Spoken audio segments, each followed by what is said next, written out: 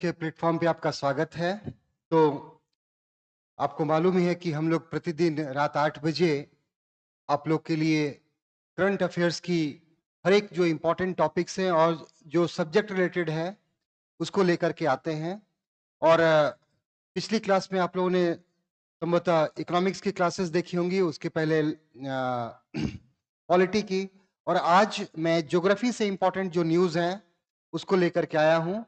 तो जस्ट आप लोग एंजॉय करें उसको और प्रॉपरली नोट्स बनाएं। तो चलिए बिना टाइम वेस्ट किए हम लोग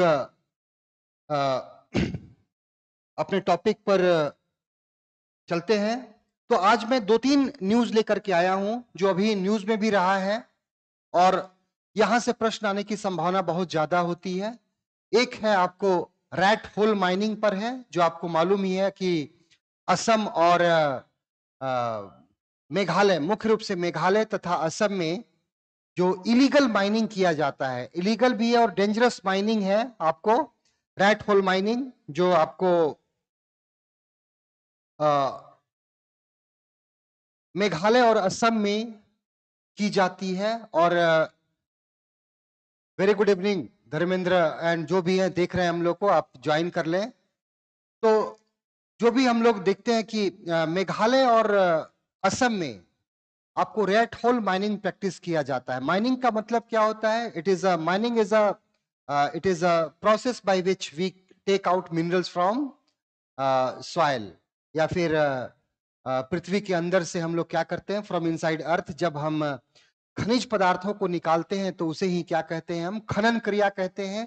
और उसी खनन क्रिया में एक आपका कौन सा है, एक रैट होल माइनिंग जो असम में प्रैक्टिस किया जाता है। और मुख्य रूप से आपको मेघालय में और असम के, जो मेघालय का जो पार्ट है जो असम के बॉर्डर पे लगता है, मेघालय के बॉर्डर पे जो असम का पार्ट लगता है, वहां ये प्रैक्टिस होता है। तो उसको उससे संबंधित न्यूज है। तो चलिए हम लोग आपको सीधे न्यूज पर ले चलते हैं कि क्या है क्या। तो सबसे पहला है आपको रैट होल माइनिंग इन असम। ये न्यूज जो है अभी असम के बारे में है, बट याद रखिएगा कि रैट होल माइनिंग का सबसे बड़ा जो एरिया है वो है आपको मेघालय। ठीक है, तो देख लीजिए न्यूज में क्या है। रिसेंटली हम क्या देखते हैं कि ऑन जनवरी 2025, ठीक है, ये आपको जनवरी का स्टोरी है। जनवरी 2025 में क्या होता है कि असम में a tragic incident occurred in an illegal rat hole coal mine in Umargaon, उमरगासो दीमा, ये कुछ दीमा हासो डिस्ट्रिक्ट है और इस जगह का नाम है उमरान गसो। ठीक है, ये माइंस है, उमरान गसो एक जगह है और ये कहां है, दीमा हसाओ डिस्ट्रिक्ट में है। दीमा हसाओ कहां है, असम में। और यहां क्या हो जाता है कि लगभग 9 जो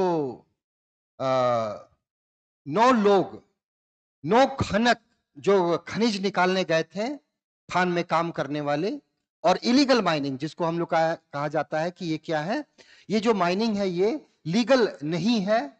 ठीक है, रैट होल माइनिंग, जिस तरह रैट जो है वो धरती में क्या करता है, होल्स बना करके अंदर जाता है, उसी तरह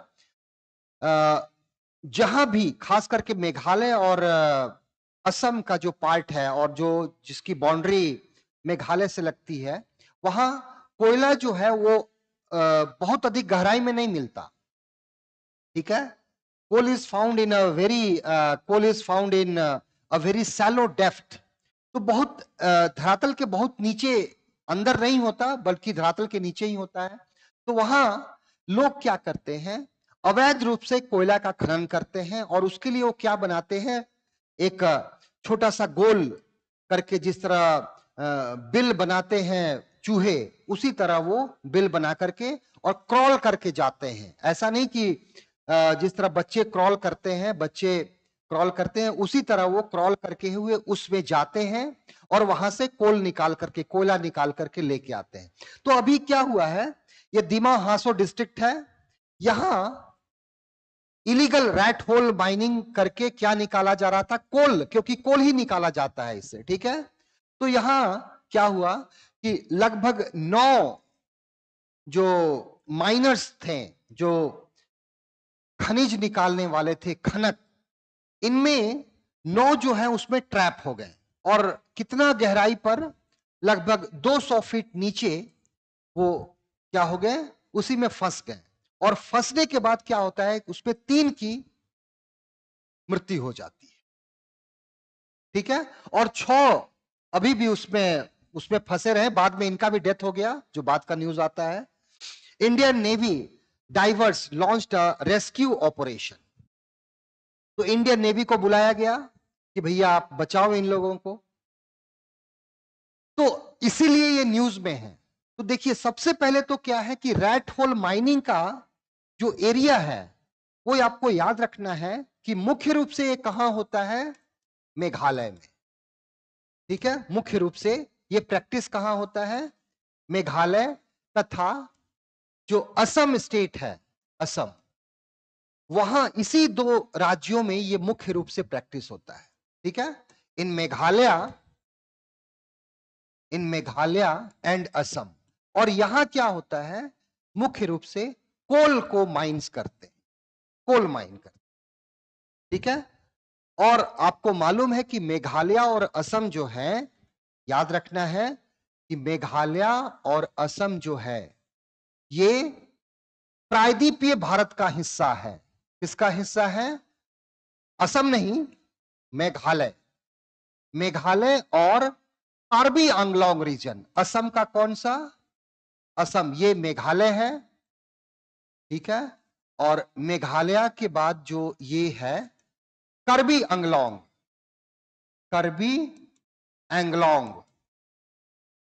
कार्बी एंगलोंग जो रीजन है ये कहां का है? ये असम का reason.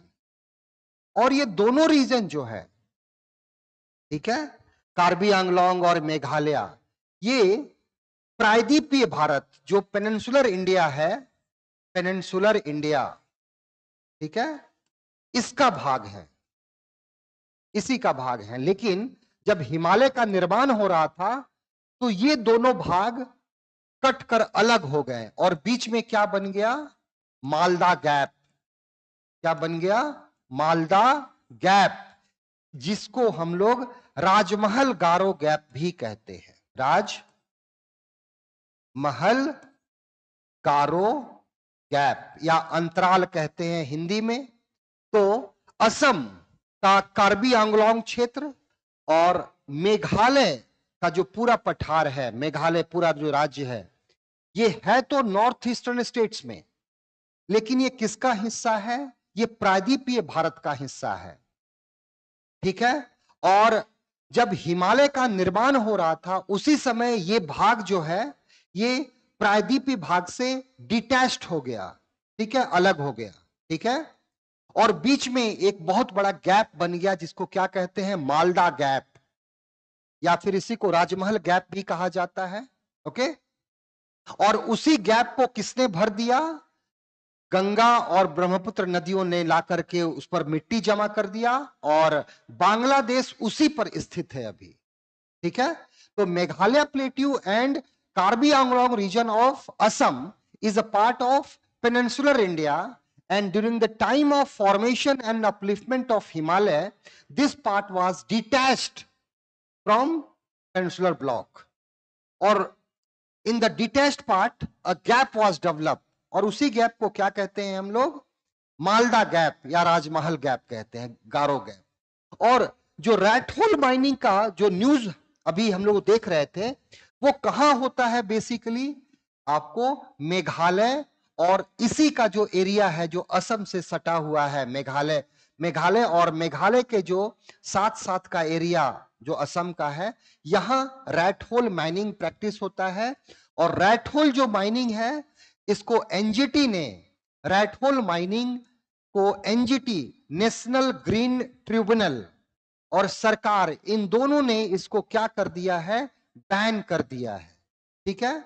It is banned by, it is banned by, okay, this mining is banned by government of India as well as NGT, national green tribunal ने इसको बैन कर दिया है। यानी कि रैट होल माइनिंग जो है एक तरह से इलीगल माइनिंग हो गया। इलीगल माइनिंग एक तरह से क्या है कि ये इलीगल माइनिंग है, और इस इलीगल माइनिंग में किसका माइन किया जाता है, क्या जाता है, तो कोल निकाला जाता है। और इसी से संबंधित एक न्यूज था कि हासदो जो आपको कौन सा है, दीमा हसाओ जो डिस्ट्रिक्ट है, वहां 9 लोग, 9 माइनर्स यानी कि 9 खनिज निकालने वाले क्या हुए, उस होल में गए और किसी कारण वहां बारिश भी हो रही थी उस समय, और उसी में वो क्या हो जाते हैं, ट्रैप हो जाते हैं, फंस जाते हैं। ठीक है, तो उसी से संबंधित क्या है ये समाचार है, तो देख लेते हैं आपको। What is rat hole mining? It is a primitive coal mining. Primitive मतलब जो सदियों से चलता आ रहा है माइनिंग टेक्निक। आप देख रहे होंगे कि धरती में क्या कर दिया, एक होल बना दिया है, और इसी में, और खास करके इसकी बात क्या है कि इसमें बच्चों लोगों को ज्यादा इसमें इंगेज किया जाता है। ठीक है, क्योंकि बच्चे छोटे होते हैं और वो आसानी से क्रॉल करके कहां चले जाते हैं, अंदर चले जाते हैं, और वहां से कोल को, कोयला को निकाल करके ले आते हैं। ठीक है, तो देख लीजिएगा, it is a primitive. Primitive का मतलब होता है जो बहुत ही प्राचीन है। प्रिमिटिव कोल माइनिंग टेक्निक प्राचीन भी है और एकदम अर्ली स्टेज का है, शुरू शुरू में। Common in Meghalaya and part of Assam. तो ये मेघालय और आपको मैंने बता दिया पार्ट ऑफ असम, यहां मुख्य रूप से किया जाता है।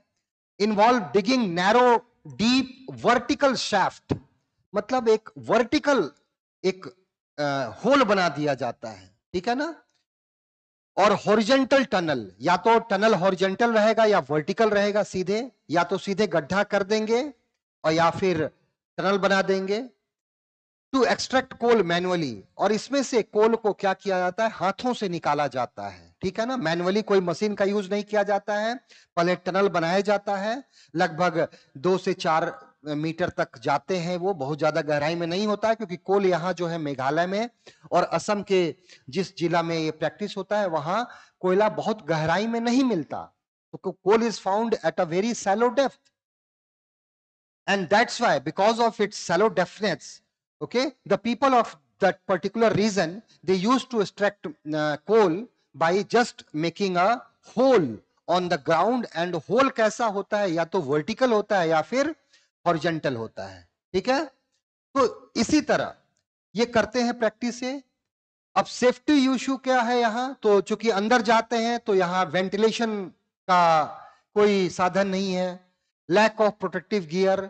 जो जाते हैं माइनर्स, उनके पास कोई सुरक्षा के लिए कोई उपकरण भी नहीं होते हैं, और हाई रिस्क ऑफ एक्सीडेंट, क्योंकि हो सकता है कि कभी कभी माइंस कोल का जिसमें घुसे हैं उसकी छत गिर जाती है, छत इन द सेंस कि मिट्टी धंस जाती है, या बारिश आता है तो क्या हो गया, पानी घुस गया, या फिर अंदर से ही अगर पानी रिसता है तो क्या होता है, वो भर जाता है। तो उस केस में जो खनिज निकालने वाले, जो कोयला निकालने वाले खनक गए होते हैं, वो उसमें फंस जाते हैं और उनका डेथ हो जाता है। इन्वायरमेंटल इंपैक्ट भी है, लैंड डिग्रेडेशन होता है इससे आसपास का जो क्षेत्र है, भूमि है, उसकी क्वालिटी खराब हो जाती है। डिफोरेस्टेशन यानी कि पेड़ की कटाई भी कर देते हैं वहां के लोग, और वाटर पॉल्यूशन भी इससे होता है। ठीक है, और सोशियो इकोनॉमिक फैक्टर है कि local livelihood dependency sustain the illegal practice despite risk. अब यहां क्या है कि जो लोकल हैं, या तो मेघालय के पठार के, या फिर हम कहें तो जो असम का जो क्षेत्र जो मेघालय के पठार से सटा हुआ है, वहां के जो लोग हैं, यहाँ वो उनकी जीविका का एक मुख्य साधन क्या है, ये रैट होल माइनिंग है। In spite of it is a very dangerous activity, the people of this region involved in this practice, वो क्या करते हैं, वहां जाते हैं, निकालते हैं कोल, और कभी कभी उसी में फंस जाते हैं, या तो चूंकि यहाँ बारिश भी खूब होती है तो फंस जाते हैं, और उस कारण उनका डेथ भी हो जाता है। ठीक है, इसको सरकार और एनजीटी दोनों ने इसको बैन किया है। सरकार ने इसलिए बैन किया है क्योंकि इससे क्या होता है, लोगों की मौत हो जाती है, और एनजीटी ने कहा है कि ये पर्यावरण के अनुकूल नहीं है, इसलिए इसको बैन कर दिया जाना चाहिए। लेकिन आज भी प्रैक्टिस होता है,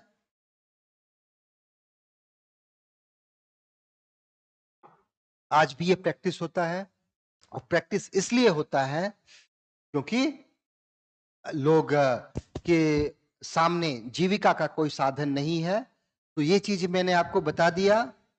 और इसके अलावा, ठीक है, national green tribunal ban rat hole mining in 2014, upheld in 2000, ठीक है ना। तो 2014 में focus on Meghalaya known for widespread rat hole mining, ठीक है।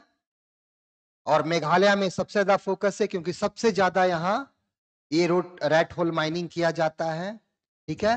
Ban seated frequent fatalities and environmental damage, okay, जो बहुत अधिक यहाँ क्या है, ठीक है, आपको इन्वायरमेंटल डैमेज बहुत ज्यादा होता है इससे, तो इसलिए इसको एनजीटी ने क्या कर दिया है, बैन कर दिया है, ठीक है। तो ये चीजें याद रखना है आपको। और आपको मैंने ये चीज बता दी कि जो मेघालय है, ठीक है, ये पेनिनसुलर इंडिया का ही पार्ट है, लेकिन किससे अलग हो गया है, मेघालय जो है ये अलग हो गया है किससे, इट इज सेपरेटेड, किससे अलग हुआ है, पेनिनसुलर ब्लॉक से अलग हो गया है। और कब अलग हुआ, जिस समय आपको हिमालय का निर्माण और उत्थान हो रहा था, उसी समय कुछ भूगर्भिक क्रियाएं हुई, और उसी भूगर्भिक क्रिया के कारण, ठीक है ना, जो पृथ्वी के अंदर से जो अंतर्जात बल निकलता है, उसी बल के कारण क्या हो गया, वो यहां से टूट गए, और टूट करके उनका विस्थापन हो गया किस ओर, उत्तर पूर्व की ओर।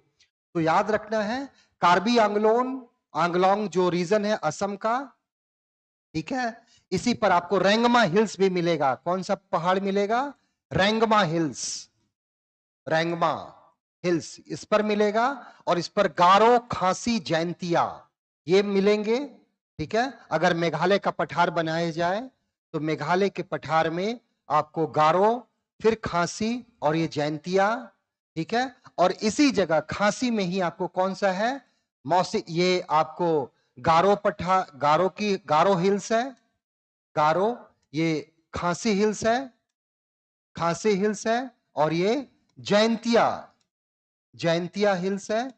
और इसी जगह खासी हिल्स में ही आपको कौन सा है, मौसिन राम है, ओके, कौन सा है, मौसिन राम, जो दुनिया का सबसे ज्यादा यही बारिश होती है। Mawsynram is the wettest place in the world, Mawsynram. और इसी मौसिन राम के जस्ट बगल में ही कौन सा है, सोहरा, सोहरा जो है, जिसको हम लोग पहले क्या कहते थे, चेरापूंजी कहते थे, चेरापूंजी कहते थे, ये चेरापूंजी है। और इसी जगह आपको एक प्लेट्यू भी मिलेगा जिसका नाम है, ओके, शिलोंग प्लेट्यू, क्या नाम है, शिलोंग प्लेट्यू, शिलोंग प्लेट्यू। और ये शिलोंग प्लेट्यू जो है, इसी को क्या कहा जाता है, Scotland, Scotland of the east, इसी प्लेट्यू को स्कॉटलैंड ऑफ द ईस्ट कहा जाता है।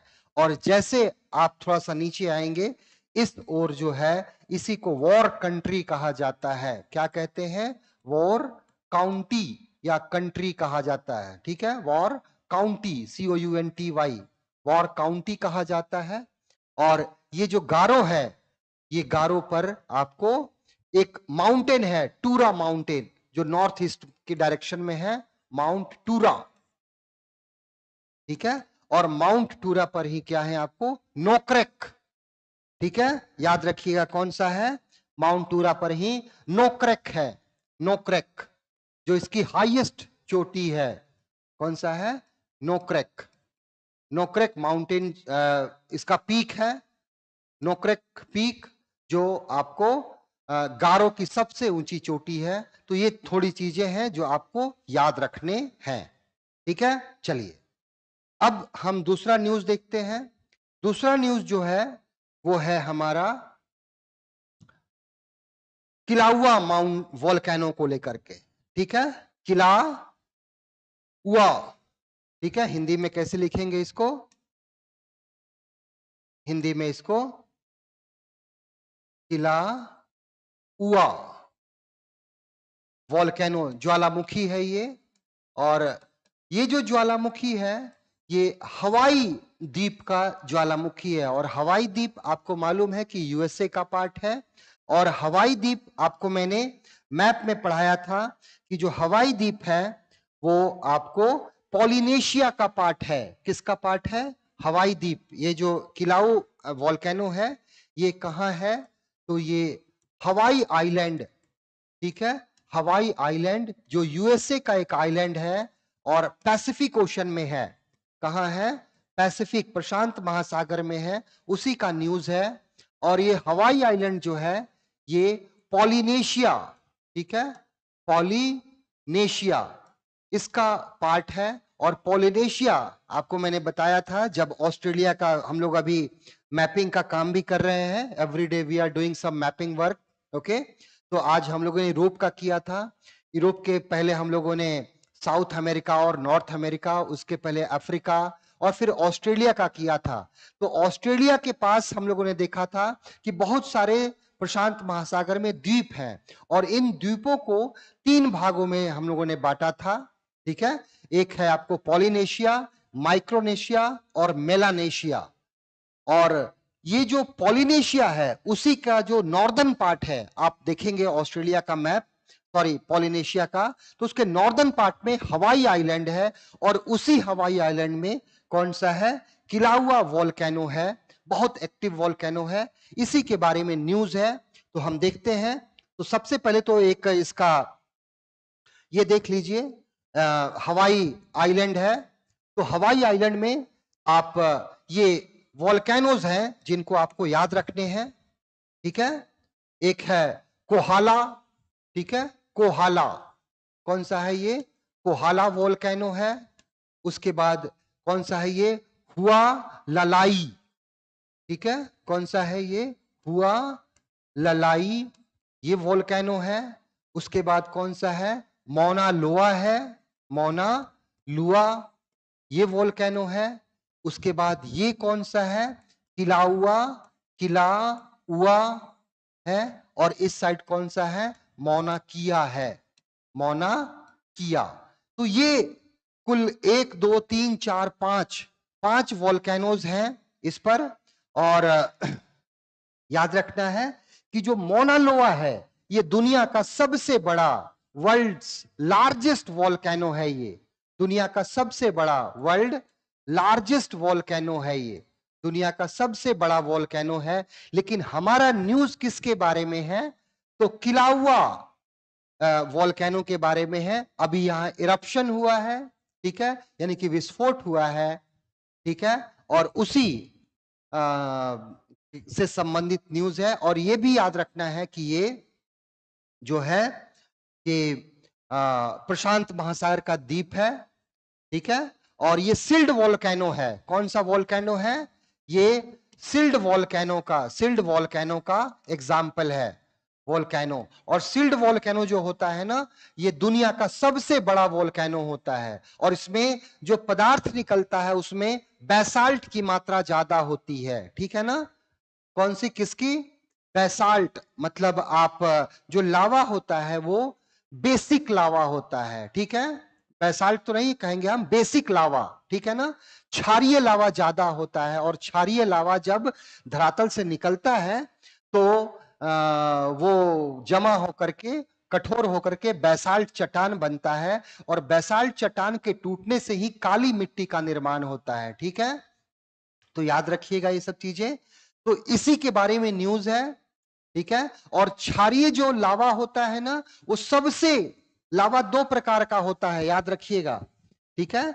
जो लावा है या जिसको हम मैग्मा कहेंगे, ठीक है, जो पृथ्वी के अंदर से जो गर्म पदार्थ निकलता है, ये 2 प्रकार का होता है। एक होता है एसिडिक लावा होता है, मतलब अम्लीय लावा, एसिडिक लावा होता है, एसिडिक लावा, ठीक है, अर्थात अम्लीय, अम्लीय मैग्मा, इसको लावा तो ऊपर हो गया, एसिडिक मैग्मा, ठीक है, अम्लीय मैग्मा है। अम्लीय मैग्मा में आपको इसका क्या कहते हैं, सिलिका की मात्रा 65% से 85% के बीच में होती है। क्या? सिलिका, याद रखना है आपको, सिलिका। क्योंकि सिलिका की मात्रा ज्यादा होती है इसलिए ये क्या होता है, और सिलिका की जो मात्रा जब ज्यादा होती है तो बहुत अधिक विस्कस होता है, यानी कि बहुत अधिक गाढ़ा होता है ये। ठीक है, ये बहुत अधिक गाढ़ा होता है। और ऐसे ही मैग्मा जब कठोर हो जाता है, ठंडा हो जाता है, तो ग्रेनाइट चट्टान बनता है। कौन सा? ग्रेनाइट चट्टान बनता है। और धरातल जो है, महाद्वीपीय भाग ग्रेनाइट चट्टानों से ही बना है। दूसरी ओर एक होता है एसिडिक, फिर उसके बाद हम बेसिक, बेसिक लावा। ठीक है ना, आपको याद रखना है, बेसिक मैग्मा लिखिएगा। मैग्मा जिसको हम लोग अम्लीय है तो ये क्षारीय मैग्मा हो गया। क्षारीय मैग्मा में अगर देखें तो 40% से 65% के बीच क्या होता है, सिलिका की मात्रा होती है इसमें। ठीक है, कितनी सिलिका की मात्रा कितनी होती है? The silica content in basic magma is 40 to 65%। अब ये जो लावा है ना बेसिक, ये सबसे ज्यादा क्या होती है, गर्म होती है। ठीक है ना, इट इज द हॉटेस्ट। ठीक है, लगभग 1500 से 1700 डिग्री टेम्परेचर होता है इस लावा का। ठीक है, और इसी के और ये पतला होता है। पतला होगा तो क्या होगा, दूर तक जाता है। तो ये क्या बनाता है, लावा पठार बनाता है। ठीक है, ये क्या बनाएगा, लावा प्लेट्यू बनाएगा। और हवाई जो द्वीप है ये लावा प्लेट्यू ही है। ठीक है, और बेसिक लावा के ठंडा होने से कौन सा चट्टान बनेगा, तो इससे के ठंडा होने से बैसाल्ट चट्टान बनता है। और समुद्र के अंदर, यानी समुद्री जो भूपरपटी है, समुद्र का जो क्रस्ट है, महासागर का जो क्रस्ट है, इसी मैग्मा से, इसी मैग्मा के ठंडा होने से जो बैसाल्ट चट्टान बना है उसी से बनता है। ठीक है, तो जो हमारा किला हुआ वोल्केनो है ये कैसा है, सिल्ड वोल्केनो है। और सिल्ड वोल्केनो जो है वर्ल्ड के, दुनिया के सबसे लार्जेस्ट वोल्केनो होते हैं। और इनका निर्माण किससे होता है, मुख्य रूप से क्षारीय मैग्मा से होता है, क्षारीय लावा। क्योंकि मैग्मा जब पृथ्वी के अंदर रहेगा उसको मैग्मा कहेंगे, और जब धरातल पर आएगा तो क्या कहेंगे उसको, उसको हम लोग लावा कह देते हैं। ठीक है ना, तो इस बात को याद रखना है। तो चलिए अब हम एक बार देख लेते हैं कि किलाउआ के बारे में क्या इंफॉर्मेशन है। ठीक है, तो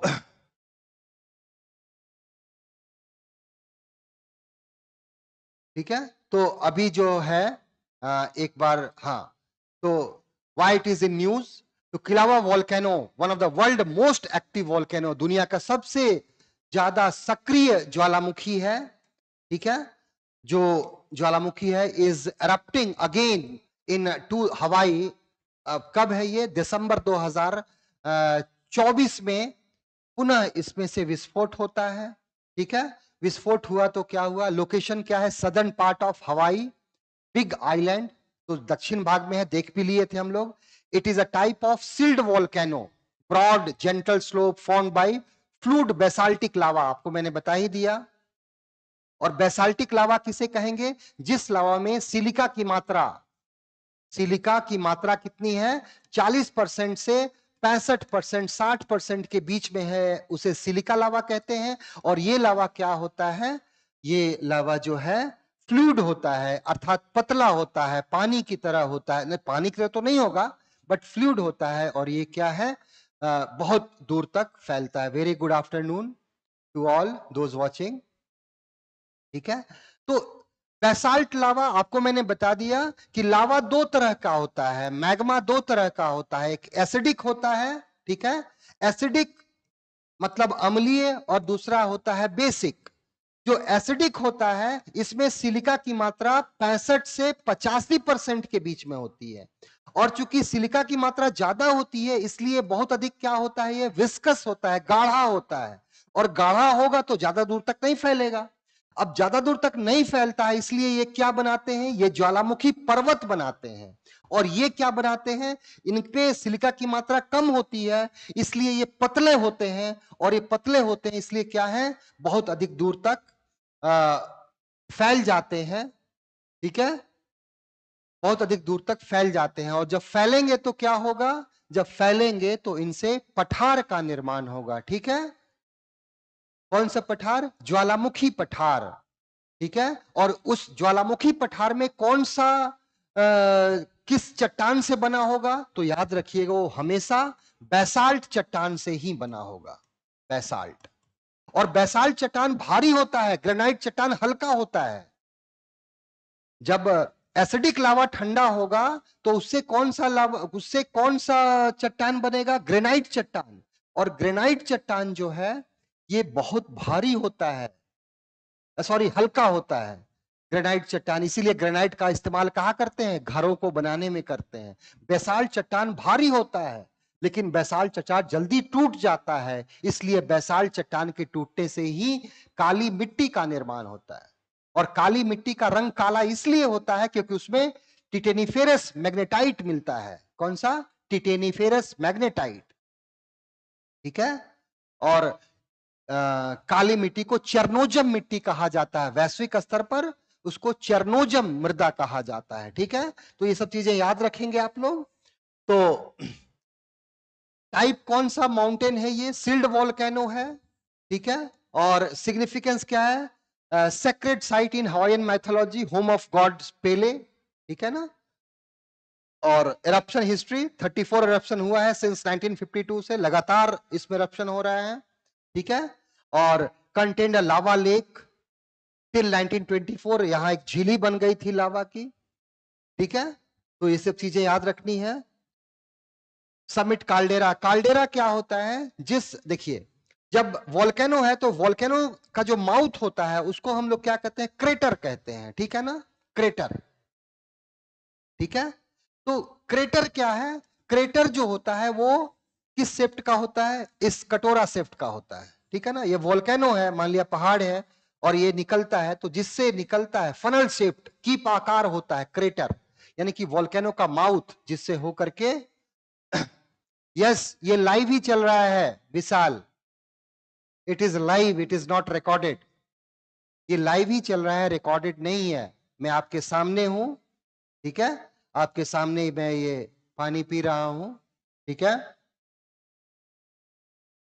और रोज 8 बजे, ठीक है, हमारे इकोनॉमी के सर जो बहुत ही बेहतरीन आपको क्लासेस दे रहे हैं, फयाज सर जो पॉलिटी की बहुत ही बेहतरीन क्लासेस आपको उपलब्ध करा रहे हैं, इसके अलावा चौबे सर जो साइंस के बहुत ही रिनाउंड फैकल्टी हैं, ठीक है, वो आपको, और फिर हमारे जो इस संस्थान के सर्वे सर्वा हैं पांडे सर जी, उनकी भी वीडियो आप देखेंगे, संडे को शायद उनकी क्लासेस होंगी। और पिछली वीडियो में उन्होंने बहुत ही ब्रॉडली डिस्कस किया था लिविंग रिलेशन पे, और इसके अलावा मणिपुर क्राइसिस पे किया था। अभी शायद वो वक्फ बिल पर लेकर आए, तो आप लोग इसका लाभ उठाएं और उसको देख सकते हैं। ठीक है ना, तो जो वॉल्केनो का जो माउथ होता है उसको क्रेटर कहा जाता है, लेकिन जब इसका क्रेटर का साइज जब बड़ा हो जाए, ठीक है, उसी को क्या कहते हैं? काल्डेरा कहा जाता है। when the size of crater become large due to collapse of crater, अगर क्रेटर क्या है?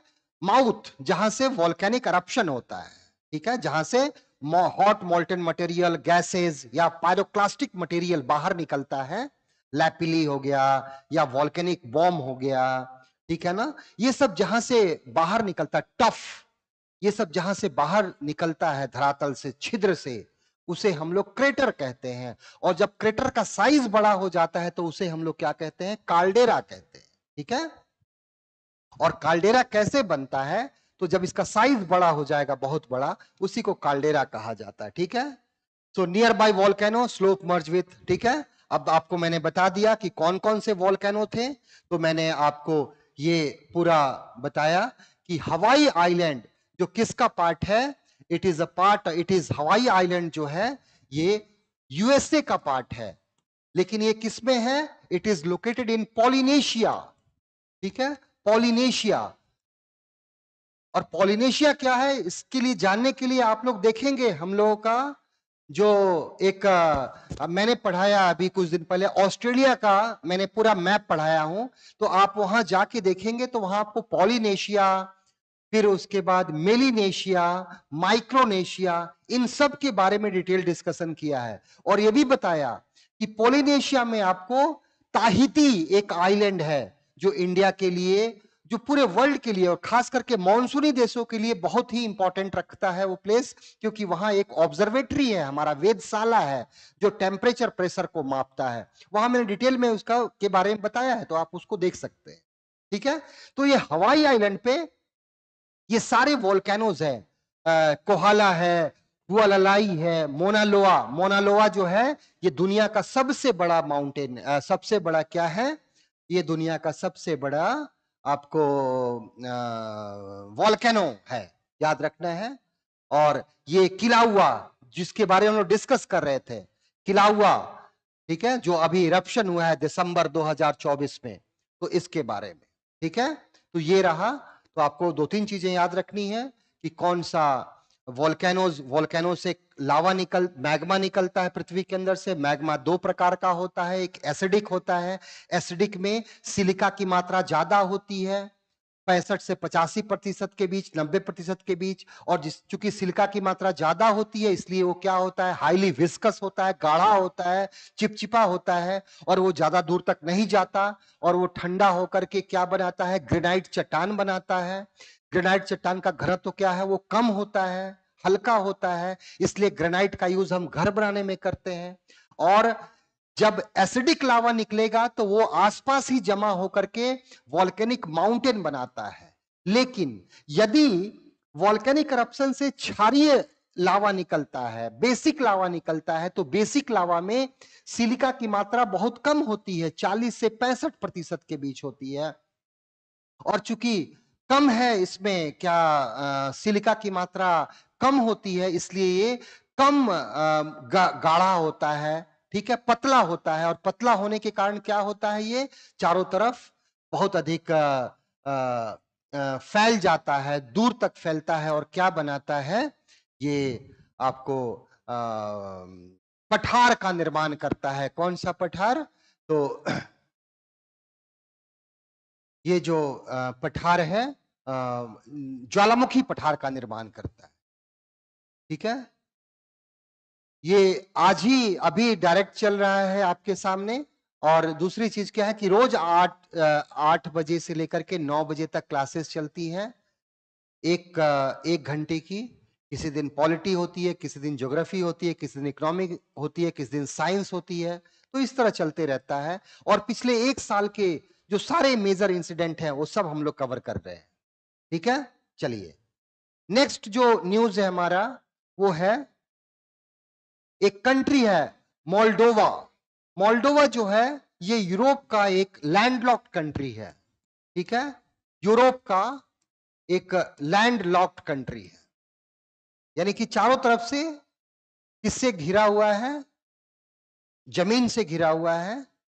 ठीक है, इसके एक तरफ तो रोमानिया है, वेस्टर्न साइड, लेकिन north side, east side and south side, ये तीनों साइड से कौन है, यूक्रेन है। ठीक है, तो मोल्डोवा एक छोटा कंट्री है। हाँ, यस, विशाल वॉल्केनिक प्लेट्यू बनेगा जब कौन सा, क्षारीय लावा निकलेगा। और हवाई जो माउंटेन, हवाई जो प्लेट्यू है, हवाईयन जो द्वीप है, और हवाई द्वीप बहुत अधिक प्रोडक्टिव है, किसके लिए मालूम है, शुगर केन। शुगर केन के उत्पादन में बहुत अधिक उसका क्या करते हैं, बहुत अधिक उससे वहां शुगर केन का उत्पादन होता है। ठीक है, चलिए, तो ये मोल्डोवा कंट्री है। और मोल्डोवा के बारे में न्यूज इसलिए है क्योंकि ये रिसेंटली इसने दिल्ली में अपना एम्बेसी स्थापित किया है, अपना जो क्या कहते हैं, एम्बेसीज हैं। ठीक है, अपना एक एम्बेसी खोला है, कहां, तो वो भारत में। ठीक है, तो याद रखिएगा।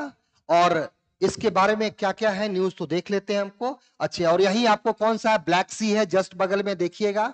और आज जो हम लोग यूरोप के बारे में पढ़े उसमें मैंने सब कुछ डिस्कस किया है, black sea, sea of Azov, Mediterranean sea, ये सब के बारे में तो आप इसको देख सकते हैं। अब क्या न्यूज है इसके बारे में? हाँ, India thanked Moldova for its critical support during operation Ganga. ठीक है, ये 2022 का न्यूज है। Which helped evacuation of 20,000 Indian from Ukraine amidst the Russian Ukraine conflict. तो मोल्डोवा को थैंक किया था क्योंकि जब रशिया यूक्रेन वॉर शुरू हुआ था तो मोल्डोवा ने क्या किया, भारतीयों को जो वहां स्टूडेंट है उनको निकलने में मदद किया था। लेकिन रिसेंटली ये इसलिए न्यूज में है कि मोल्डोवा ने अपना एक एम्बेसी खोला है। एम्बेसी कहां खोला है? तो वो दिल्ली में। ठीक है, अपना एक एम्बेसी, ठीक है, जहां विदेश से के आने वाले एम्बेसडर लोग रहते हैं वहां खोला है। ठीक है, तो इसी के बारे में है। कैपिटल आप देख लीजिए। मोल्डोवा के बारे में आपको जानना है क्या है कि मोल्डोवा में दो तीन चीजें बहुत इंपॉर्टेंट है जो मैं आपको बता देता हूं। कैपिटल कौन सा है? चिसिनाउ है। लोकेशन ईस्टर्न यूरोप का कंट्री है। बॉर्डर में आपको बता दिया कि रोमानिया है वेस्टर्न साइड में, और नॉर्थ ईस्ट और साउथ में कौन सा है? यूक्रेन है। ठीक है, और नॉट यूरोपियन यूनियन मेंबर है। ठीक है, इसमें एक चीज जो बताना है, एक ट्रांसनिस्ट्रिया रीजन। अब मैं आपको मैप में बताता हूं। यहां ये जो पार्ट है यूक्रेन का, ये जो रीजन है यहां, ये आपको मोल्डोवा का पार्ट है, ईस्टर्न पार्ट, और इसका नाम है ट्रांसनिस्ट्रिया। क्या है? ट्रांसनिस्ट्रिया। इस क्षेत्र का नाम क्या है? ट्रांस निस, ओके, ट्रांसनिस्ट्रिया। ठीक है, क्या है? ट्रांसनिस्ट्रिया। अब ये ट्रांसनिस्ट्रिया जो है, ठीक है, ये जो ट्रांसनिस्ट्रिया है इसके बारे में जानना जरूरी है क्योंकि ये ट्रांसनिस्ट्रिया है अपने आप को स्वतंत्र देश मानता है। ठीक है,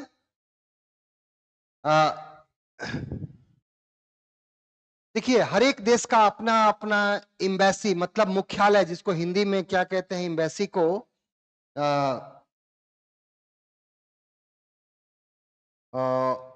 हिंदी में हम क्या कहेंगे एम्बेसी को? जैसे हर एक देश अपना अपना ऑफिस एक खोलता है। इंडिया ने अपना एक ऑफिस खोला अमेरिका में, अमेरिका का एक ऑफिस है इंडिया में। ठीक है, लेकिन सरकार के उसमें रिप्रेजेंटेटिव वहां कौन जाएंगे? अमेरिका इंडिया अपने जो फॉरेन सर्विस के ऑफिसर्स होंगे उनको भेजेगा उच्चायुक्त बना करके। उच्चायोग कहा जाता है एम्बेसी को। ठीक है, तो एक तरह का ऑफिस होता है जो बेसिकली देश के इंटरेस्ट को वहां प्रमोट करता है। दूतावास, यस, दूतावास को हिंदी में कहा जाता है दूतावास। ठीक है, दूतावास कहा जाता है। और बेसिकली यहाँ एक दूसरे के जो अधिक संबंध बनाने के लिए, अच्छे संबंध को या फिर अपने इंटरेस्ट को कैसे बढ़ाया जाए उसके बारे में। ठीक है, Indian embassies and Pakistan embassies, हाँ वही है, तो दूतावास कहा जाता है। ठीक है, तो इसमें जो अगर आईएफएस बनते हैं, इंडियन फॉरेन सर्विसेज में जो जाते हैं उनको एम्बेसडर बना करके, राजदूत बना करके भेजा जाता है उन देशों में, और वो जाकर के भारत का जो इंटरेस्ट है भारत के लिए वो काम करते हैं वहां। ठीक है, तो यहां ये जो मोल्डोवा कंट्री है इसके बारे में जो न्यूज है वो आपको मैंने बताया कि इन्होंने अभी मोल्डोवा ने दिल्ली में अपना एक क्या है वही दूतावास खोला है, उसके लिए तो न्यूज है ही। लेकिन यहां ये बात जानना है कि इसके जो पूर्वी क्षेत्र जो है यूक्रेन के बाउंड्री के साथ जो सटा हुआ है, वहां एक एरिया है ट्रांसनिस्ट्रिया। और ट्रांसनिस्ट्रिया जो है ये यहां का, ये अपने आप को सेल्फ इंडिपेंडेंस घोषित कर दिया है, अपने आप को स्वतंत्र देश घोषित कर दिया है। ठीक है, और यहां के लोग प्रो रशियन हैं, रशिया को सपोर्ट करते हैं। रशियन यहां की लैंग्वेज है और ये चाहते हैं कि हम रशिया में क्या हो जाए, मिल जाए। ठीक है, और आपको मालूम है कि अभी यूक्रेन और रशिया का युद्ध चल रहा है। तो आपको याद रखना है ये ट्रांसनिस्ट्रिया एक ऐसा self okay self declared nation, self declared independent nation है। अपने आप को स्वयं घोषित कर दिया, किसी देश ने मान्यता नहीं दी है इसे, लेकिन यहां के लोग जो हैं अपने आप को स्वतंत्र मानते हैं। अभी है वैसे मालडोवा का ही पार्ट है, लेकिन अपने आप को स्वतंत्र मानते हैं। इसी के बारे में न्यूज है, ठीक है ना। देखिए, Transnistria region, breakaway region along the eastern border across the Dniester river. Dniester river के ईस्टर्न साइड में है status, self declared independence nation माने अपने आप को स्वतः स्वतंत्र घोषित कर दिया, किससे, मालडोवा से। और ये इसका कहना है कि भैया हम लोग किससे हैं, मालडोवा से अलग हैं। और यहाँ की जो लैंग्वेज है वो कौन सी है, रशियन लैंग्वेज है। और यहाँ के लोग रशिया के साथ मिलना चाहते हैं। ठीक है, नॉट रिकॉग्नाइज्ड इंटरनेशनली, किसी देश ने मान्यता नहीं दी है। Geopolitically sensitive due to Russian influence, यहां किसका प्रभाव ज्यादा है, रशिया का प्रभाव ज्यादा है। तो ये ट्रांसनिस्ट्रिया के बारे में आपको इंफॉर्मेशन रखने हैं। जो मालडोवा जो ईस्टर्न यूरोप का एक लैंडलॉक्ड कंट्री है, ठीक है। और यहां मालडोवो में आपको स्टेपी ग्रासलैंड मिलता है, यानी कि गेहूं का बहुत अधिक उत्पादन होता है मालडोवो में। ठीक है, तो याद रखना है।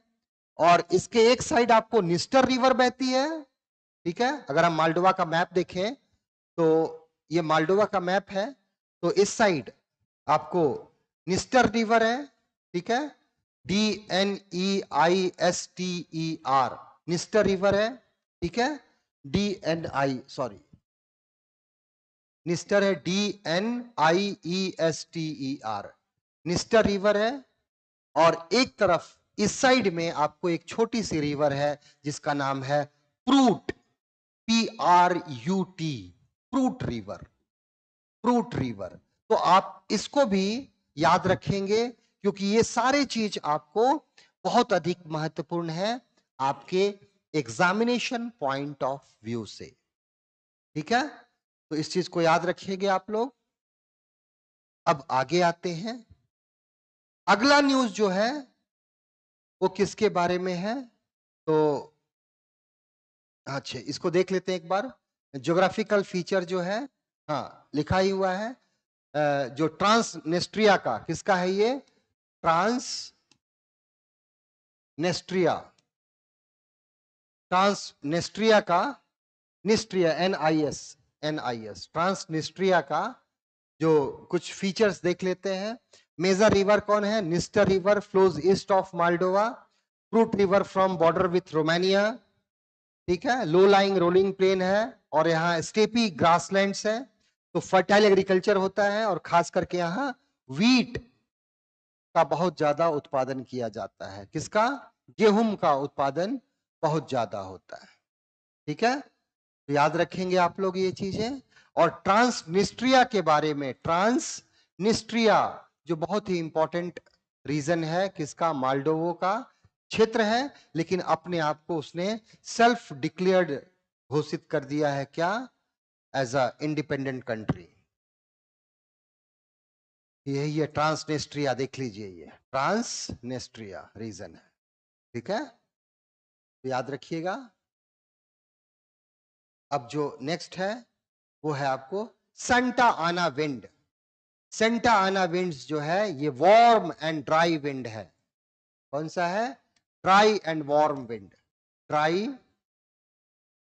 कैसा है ये, ड्राई एंड वार्म, वार्म नहीं हॉट विंड अगर कहा जाए, it is a very hot wind. और अभी कैलिफोर्निया में आग लगी थी। ठीक है, लगभग 22,000 लोग बेघर हुए थे और 4,000 स्क्वायर किलोमीटर का जो फॉरेस्ट है that was destroyed due to this fire. तो सांटा आना विंड जो है ठीक है ना। सांता आना जो विंड है ये ड्राई एंड वार्म विंड है, ठीक है। और मिलीबू, MALI, मिलीबू जो कैलिफोर्निया का एक शहर है, वहां का कोस्टल टाउन है, वहां के जंगलों में भयंकर आग लगी थी, उसी के बारे में ये न्यूज है। एक बार हम देख लेते हैं क्या है। Santa Ana winds and climatic change are believed to be intensified wildfire in Malibu, California. तो अभी यहां जंगलों में आग लगी थी, वाइल्ड फायर, जंगली आग, कहां?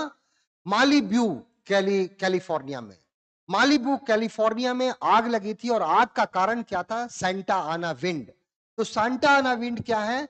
These are strong warm winds occur in southern California, south California में बिटवीन सितंबर टू मई। तो सितंबर से मई के बीच में ऐसे विंड की उत्पत्ति होती है, ठीक है। बिटवीन कब है? सितंबर एंड मई के बीच में, ठीक है। तो याद रखना है सितंबर और मई के बीच में, और ये बहुत तेजी से आती है। कहां से? तो आप देखेंगे तो जब यूरोप का मैप देखेंगे, सॉरी USA का, तो आप सीरा निवेदा आगे जाएंगे तो रॉकी माउंटेन पड़ेगा, ठीक है ना। तो रॉकी माउंटेन और सियरा नवेदा, इन दोनों के बीच के एरिया से ये उत्पन्न होती है और कैलिफोर्निया की ओर चलती है, और ये बहुत ही वार्म विंड है, ठीक है। टाइप कैसा है? What are the Santa Ana wind? तो hot and dry wind, desert winds है in southern California, named after Santa Ana canyons है। Canyons are deep valleys, okay.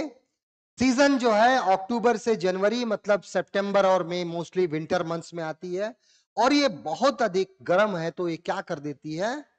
ये आग लगा देती है फॉरेस्ट में, ठीक है। तो फीचर क्या है इसका? हाई प्रेशर कहां डेवलप होता है? ग्रेट बेसिन में। और ग्रेट बेसिन कहां है? तो रॉकी माउंटेन और सियरा नवेदा, इन दोनों के बीच में है, ठीक है।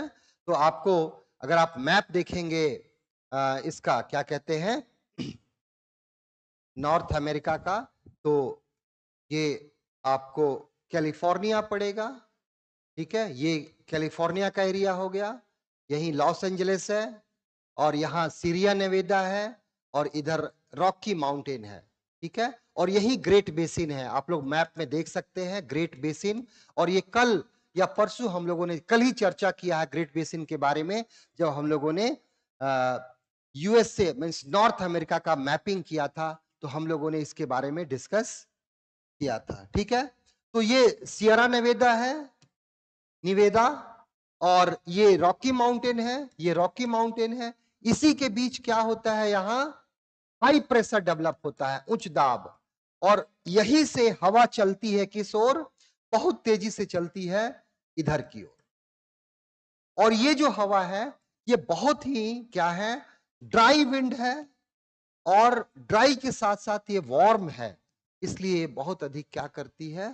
टेम्परेचर को बढ़ा देती है, और चूंकि कैलिफोर्निया का जो ये सब जंगल है वहां आग लग जाती है, ठीक है। तो इसी के लिए वो न्यूज था हमारा, ठीक है। तो ये चीजें थी, ठीक है। और अभी आग भी लगी थी, तो इस चीज को आप याद रखेंगे। और ये आप लोग के लिए क्या है? कुछ लोकल विंड्स हैं जिसके नाम दिया है। आप लोग क्या करें, जैसे आप इसको हर एक कॉन्टिनेंट्स का विंड के नाम है, लोकल विंड्स हैं, इनके बारे में आप इंफॉर्मेशन कलेक्ट करिए, ठीक है। मैंने यहाँ मार्क कर दिया है सबको। जैसे यहाँ जब है, यहाँ देखेंगे तो इस एरिया में हमको चिनूक मिलेगा, ठीक है। उसी तरह यहाँ हमें चिनूक के साथ ठीक है, सॉरी, यहाँ चिनूक यहाँ है, ये पूरा एरिया चिनूक का है, ठीक है। ये यहाँ जो है ये ब्लिजार्ड है, ठीक है। ये आपको नॉर्टे है, उसी तरह आपको यहाँ पैम्पेरो है, ठीक है। तो इस तरह करके बहुत सारे ऐसे बर्ग है यहाँ अर्जेंटीना में। तो ये सब सारे क्या हैं? आपको लोकल विंड्स है, तो आप इनको देखिए, यहाँ एक लिस्ट दिया हुआ है और इसका लाभ उठाइए। ठीक है, तो चलिए आज की क्लास हम यही समाप्त करते हैं। अगले क्लास में हम आपको दूसरे जो टीचर हैं, जो हमारे मेंटोर हैं, आपको संभवतः पॉलिटी या इकोनॉमी की क्लास होगी कल, तो आप इसका पूरे लाभ उठाइए और एग्जामिनेशन की अच्छे से तैयारी कीजिए। ठीक है, till then good bye and take care.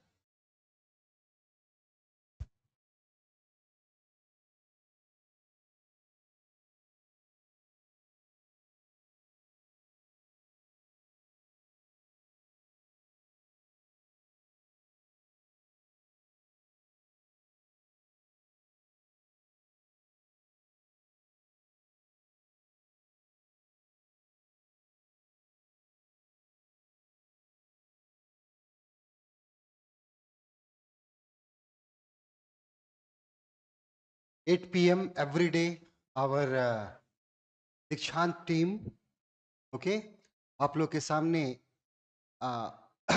2025 के लिए, okay, for 2025 primary examination, every day at 8 PM we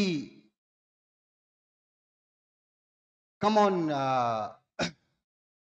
the online platform for all those major events which are necessary for your examination. Okay, and today I will take the classes of geography or the events and the important events which has taken place in the last 1 year, which are important for your examination. Okay, तो आज मैं उसको discuss करूंगा। So without wasting our time, okay, let's get started. Start करते हैं हम लोग। तो सबसे पहले देखते हैं कि क्या क्या न्यूज है। आज जो पहला न्यूज है वो है लेक इफेक्ट स्नो। अब ये क्यों इंपॉर्टेंट है, why it is in news, why it was in news, okay, ये न्यूज में क्यों था, इसके बारे में हम डिस्कस करेंगे। तो सबसे पहले देखते हैं कि lake effect, okay, lake effect है क्या। ठीक है, लेक इफेक्ट स्नो। तो चलिए देखते हैं। Lake effect snow has recently blanketed part of Michigan. Okay, Michigan, it is a state of America, US.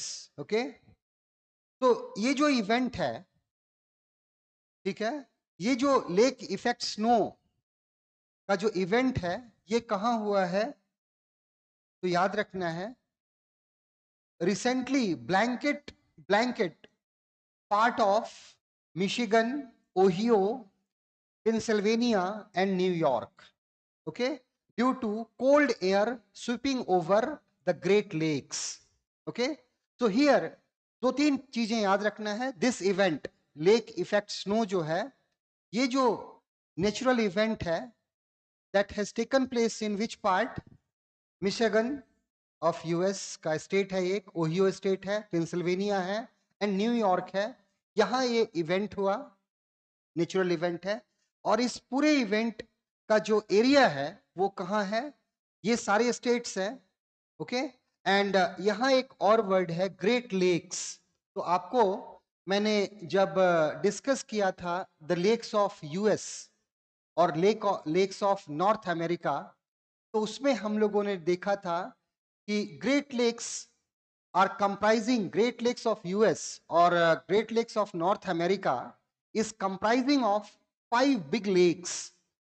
ठीक है, उसमें सुपीरियर, मिशिगन, ओके, देन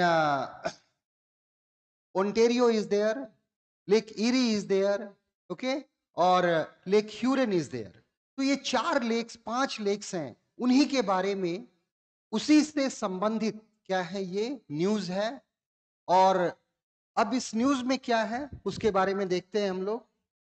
तो देखिए, अब ये इवेंट है क्या, it is a localized weather phenomena. तो ये क्या है, स्थानीय मौसम की परिघटना है, जो इसमें क्या होता है, वेयर कोल्ड एयर, क्योंकि आपको मालूम है कि this is this is south America, ठीक है, और ये नॉर्थ अमेरिका है। कनाडा का जो नॉर्दर्न पार्ट है ये पूरा आर्कटिक ओशन है, ओके। और इसी आर्कटिक ओशन से वेरी कोल्ड विंड जो है, बहुत ठंडी हवाएं किधर किस ओर चलती है, टुवर्ड्स ग्रेट लेक्स। और ग्रेट लेक्स जो है 5 लेक्स हैं, जिसमें कि 4 लेक्स जो हैं they form boundary between US and Canada. 4 जो झीलें हैं, बड़ी बड़ी झीलें, वो कनाडा और यूएस के बीच बाउंड्री बनाती हैं, ठीक है। और कौन कौन सी लेक्स बाउंड्री बनाती हैं, तो आपको मैं एक इसका जो लेक्स हैं उनके बारे में दिखा देता हूं यहां। देखिए ये लेक सुपीरियर है, lake Superior, then lake Huron, lake Erie and lake Ontario. These 4 lakes out of 5 lakes, इस 5 लेक्स में से 4 लेक जो हैं ये यूएसए और कनाडा की बाउंड्री बनाती हैं। और ये जो मिशिगन लेक है, this lake is entirely in US. ये पूरी तरह कहां है, यूएस में है, ठीक है, पूरी तरह यूएस में है। यहां एक फैक्चुअल इंफॉर्मेशन ये भी याद रखेंगे। और इसी लेक में क्या है, क्योंकि यहां का वाटर जो है वो वाटर गर्म रहता है, ठीक है, गर्म रहता है। और गर्म वाटर कहां जाता है, ऊपर की ओर। लेकिन कनाडा की तरफ से जो ठंडी हवाएं आती है, ठीक है, ये जो ठंडी हवाएं आती है, जो बहुत ही ठंडी होती है, the wind which is cold wind, very severe cold wind which is coming from which comes from the northern part of Canada and especially Arctic circle और Arctic Ocean। और कनाडा का जो नॉर्दर्न पार्ट है, हम लोग को मालूम है कि वो क्या है, पूरी तरह बर्फ से ढका रहता है। तो the wind which is coming from this part जैसे यहां पहुंचती है, वो क्या होता है, उनका मिक्सअप होता है। और विंड क्या करती है, वार्म एयर विंड को ऊपर उठाती है, उनका कंडेंसेशन होता है और थिक लेयर ऑफ क्लाउड बनता है। और वो थिक लेयर ऑफ क्लाउड क्या करता है, स्नोफॉल करता है, ठीक है। मैंने क्या बताया कि नॉर्दर्न कनाडा की ओर से, नॉर्थ कनाडा की ओर से सीवियर कोल्ड विंड, ठंडी हवाएं किस ओर चलती है, towards the Great Lakes, okay.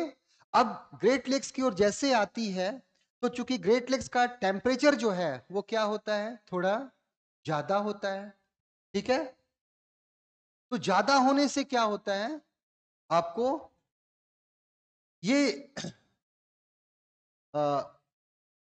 Great lakes का जो एरिया है, ग्रेट लेक्स का टेम्परेचर क्या है, थोड़ा ज्यादा होता है, वार्म होता है ग्रेट लेक्स। तो यहां से गर्म हवाएं जो हैं, warm wind, okay, warm air not wind, warm air ascend, okay. Just I am drawing a diagram.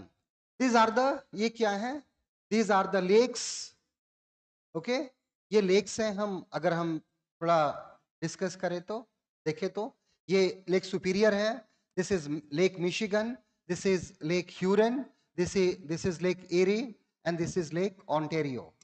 अब यहां का टेम्परेचर क्या है, थोड़ा ज्यादा रहता है। और नॉर्दर्न कनाडा से क्या होती है, cold air, cold wind, okay, comes from the northern side. तो जैसे ही ये कहां पहुंचती है, ओवर द ग्रेट लेक्स, ये जो वार्म एयर है, ये जो कोल्ड एयर है, इसको यहां की जो वार्म एयर है इसको ऊपर ले जाती है, ओके। और अ थिक लेयर, एक पतला लेयर बनता है, ठीक है, कोल्ड एयर का। और वो कोल्ड एयर कंडेंस होकर के किस फॉर्म में, not in the form of rainfall, but वो किस फॉर्म में, आइस फॉर्म में, स्नो फॉर्म में क्या होता है, उस इंटायर लेक जो है ग्रेट लेक्स, उसके चारों ओर क्या होती है, स्नोफॉल होता है। इसी को क्या क्या कहा गया है, इसी इसी इवेंट को क्या कहते हैं हम लोग, लेक इफेक्ट स्नो है, ओके। तो it is a localized weather phenomena. तो बहुत बड़े एरिया में नहीं होता है, छोटे एरिया में होता है। Where cold air usually from Canada, जो ऊपर से आता है, moves over the relatively warmer unfrozen great lakes. Great lakes जो है वो जमा नहीं होता। यहां का टेम्परेचर, यहां के वाटर का टेम्परेचर क्या होता है, ज्यादा होता है, रिलेटिवली थोड़ा ज्यादा होता है, तो यहां से जो गर्म हवाएं आती हैं, ऊपर उठती हैं, वो क्या कर देता है, ये जो ठंडी हवा आ रही है कनाडा की ओर से, इसको पुश करके ऊपर ले जाता है, okay, picking up moisture and heat from the clouds that released intense snowfall downward. तो ये जो ठंडी हवा को ऊपर ले जाता है, ठीक है, वो कंडेंसेशन होता है उसका, और वहां एक लेयर एटमॉस्फेयर में बनता है which is not very high, बहुत ऊंचा नहीं बनता। तो और उस लेयर से क्या होता है, आपको ओहियो, पेंसिल्वेनिया, मिशिगन जैसे राज्यों में क्या होती है, बहुत अधिक बर्फबारी होती है। इसी घटना को क्या कहा गया है, लेक इफेक्ट स्नो कहा गया है। और ये फेनोमेना है, 2 से 3 मीटर तक क्या हो जाती है, बर्फ पड़ने लगती है, मतलब स्नो पड़ने लगता है उस एरिया में, ठीक है। और लगभग हर एक साल होता है, लेकिन इस बार ठंड में, ठीक है, थोड़ा इसका इंटेंसिटी क्या हो गई, ज्यादा हो गई। तो it is a natural phenomena, it is a localized weather phenomena, okay, in this and which is associated with the cold wind which is coming from the Canadian silt or the Canada, northern part of Canada, when comes over, जब कहाँ आती है, Great Lakes, which is relatively warmer, so the warm air pushes that cold air upward, and a thin layer of क्या बनता है, a cloud is formed, और वो thin layer of cloud क्या करता है, स्नोफॉल करता है।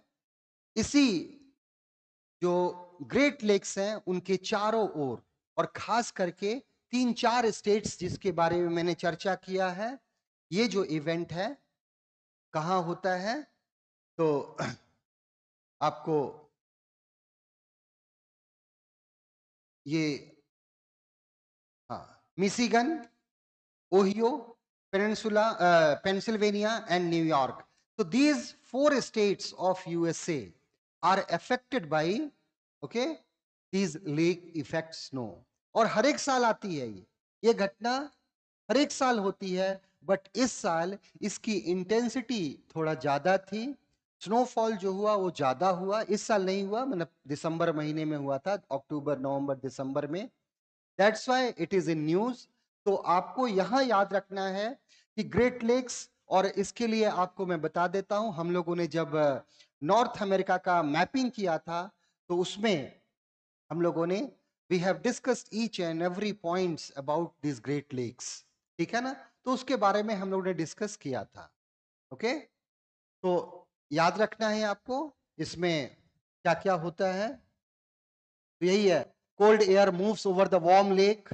कोल्ड एयर कहां से आ रही है, कनाडा से आ रही है। अब हीट एंड मॉइस्ट एयर ऊपर जा रहा है, heat and moist air causes clouds to form, अब ये क्लाउड्स, जैसे यहां ये ठंडी हवा आई, इसको किसने उठा दिया, द वार्म एयर, बिकॉज हम आपको बता रहे हैं, और आपको मैंने बताया भी कि रिलेटिवली क्या होता है, जो ग्रेट लेक्स हैं उनका टेम्परेचर इज रिलेटिवली हाइयर।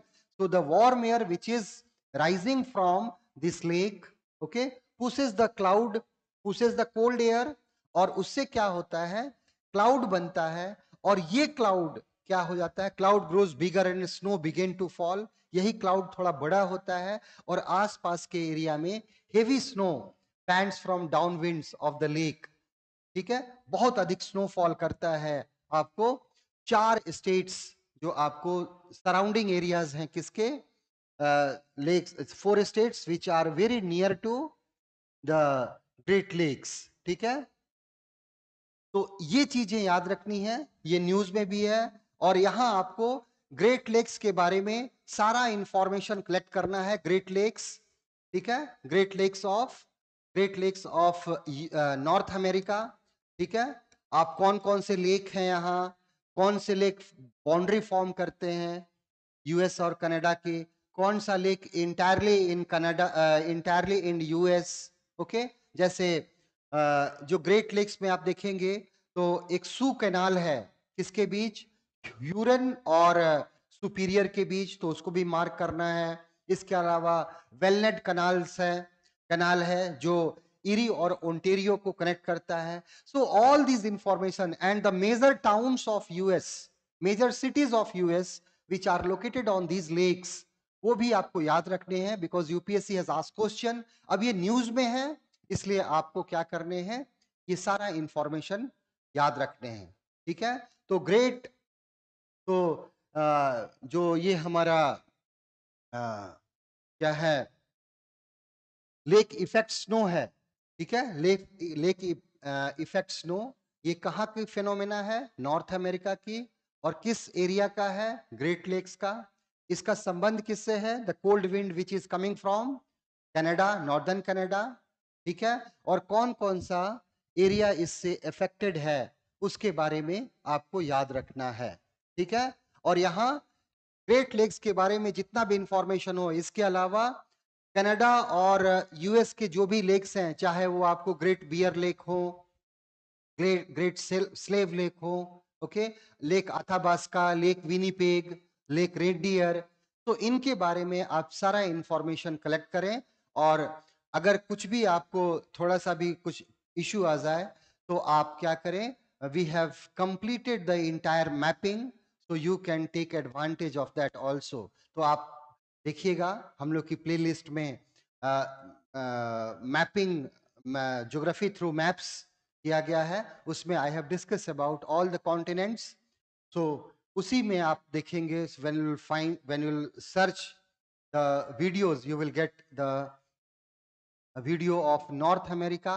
तो नॉर्थ अमेरिका से संबंधित जो भी इंफॉर्मेशन होगा, उसमें मैंने डिटेल में किसके बारे में चर्चा की है, द ग्रेट लेक्स के बारे में. इसके अलावा जब ये ग्रेट लेक्स वर्ड आया, तो ये भी याद रखेंगे आपको आप लोग कि there are 7 lakes in East Africa. Okay, East African Nations.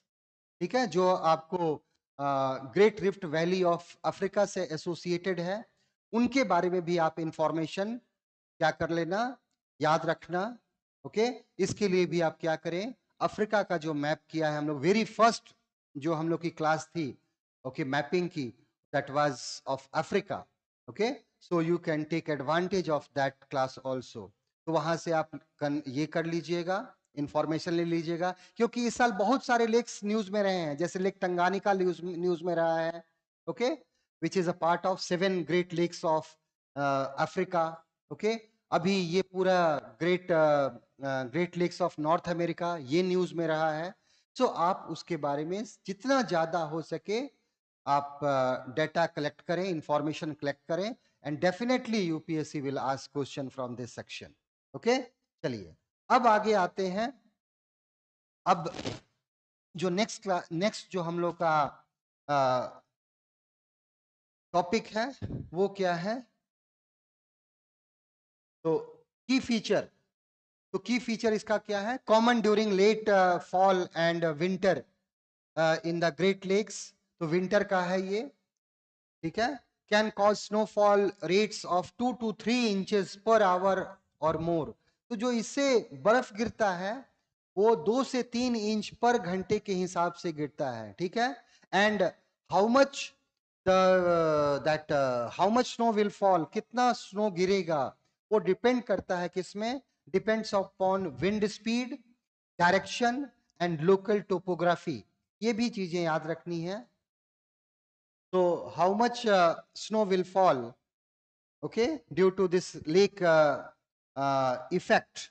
Okay, lake effect snow, कितना स्नो गिरेगा, वो किस पर डिपेंड करता है, डिपेंड्स अपॉन विंड स्पीड, यानी कि पवन की गति कितनी है, डायरेक्शन कितना है, और उसका लोकल टोपोग्राफी कितनी है, इस पर आधारित है. ठीक है, तो ये आप इंफॉर्मेशन याद रखेंगे. नेक्स्ट जो हमारा इंफॉर्मेशन, नेक्स्ट जो न्यूज है, this news is about Lake eri. Okay, lake eri में क्यों है लेक इरी, तो recently it is in news. Lake eri news इसलिए भी है क्योंकि यहां क्या है, एल्गल ब्लूम हुआ है. Okay, algal Bloom. Algal Bloom क्या होता है, तो अनप्रेसिडेंटेड ग्रोथ ऑफ एल्गी. ठीक है, एल्गी जो है ये क्या है, वाटर में इसका ग्रोथ होता है. It is a type of plant. तो एल्गल ब्लूम में क्या होता है, जब अनियंत्रित विकास होता है किसका, एल्गी का, उसी को एल्गल ब्लूम कहा जाता है। और ये एल्गल ब्लूम क्यों होता है, okay, what are the reason behind algal bloom? So the main reason is सुपोषण, जिसको यूट्रोफिकेशन कहा जाता है, ठीक है, यूट्रोफिकेशन फिकेशन यानी कि सुपोषण। सुपोषण किसका? तो लेक्स का।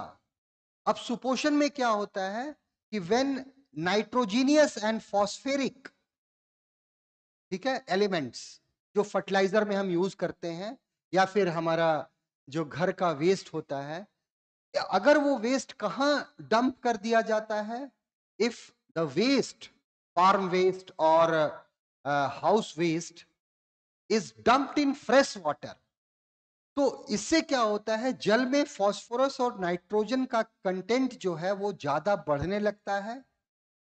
और when the phosphoric and nitrogenous content increases in water body, this event is called eutrophication। अर्थात जब जल में, ठीक है, जल में नाइट्रोजीनियस एंड फॉस्फेरिक कंटेंट, ठीक है, नाइट्रोजीनियस यानी कि नाइट्रोजन और फॉस्फोरस आदि पदार्थ की मात्रा में जब वृद्धि होती है, तो उसे ही क्या कहते हैं हम लोग, सुपोषण कहते हैं। और इस सुपोषण के कारण क्या होता है, ये सुपोषण जल को सुपोषित कर देता है और उसी जल में एल्गी का बहुत अधिक क्या हो जाता है, अनियंत्रित उसका ग्रोथ होता है, विकास होता है, ठीक है, क्या होता है, एल्गल, उसी को क्या कहा गया है, एल्गल ब्लूम कहा जाता है। तो what is algal Bloom and why it is in lake Erie, is in news. Lake eri news इसी कारण में है, इसीलिए लेक इरी न्यूज में है कि वहां रिसेंटली क्या हुआ है, एल्गल ब्लूम हुआ है, ठीक है।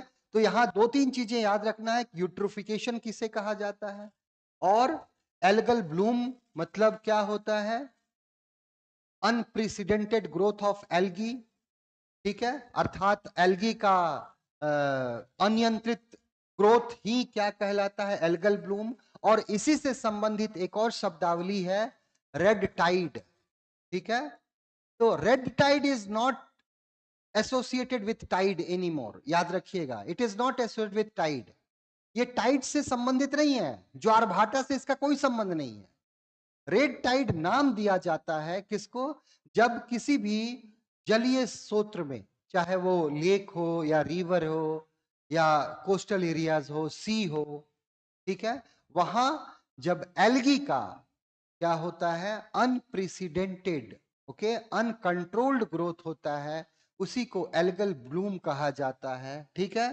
और इसी कारण अभी लेक इरी जो है, यहां देखिएगा, ये 5 लेक्स हैं, Great lakes of US. Lake Superior है, लेक मिशिगन है, लेक ह्यूरन है, लेक इरी है, लेक ओंटेरियो है, ठीक है। और यही आपको सेंट लॉरेंस रिवर है, सेंट लॉरेंस रिवर है, ये भी याद रखना है। यहां लेक सुपीरियर और लेक ह्यूरन के बीच क्या है, आपको सू कैनाल है, याद रखिएगा, जो दोनों को जोड़ता है। इन पांचों लेक्स में लेक मिशिगन जो है वो इंटायरली किसमें है, यूएस में है, ठीक है। इसके अलावा देखिए और क्या क्या है जो न्यूज में रहा है। एक तो अभी वर्तमान ये दिसंबर अक्टूबर के आसपास ये न्यूज में रहा है, क्योंकि यहां आपको एल्गल ब्लूम ज्यादा हुआ है, ठीक है। और अब इसके अलावा ये क्यों न्यूज में रहा है, तो देख लीजिए।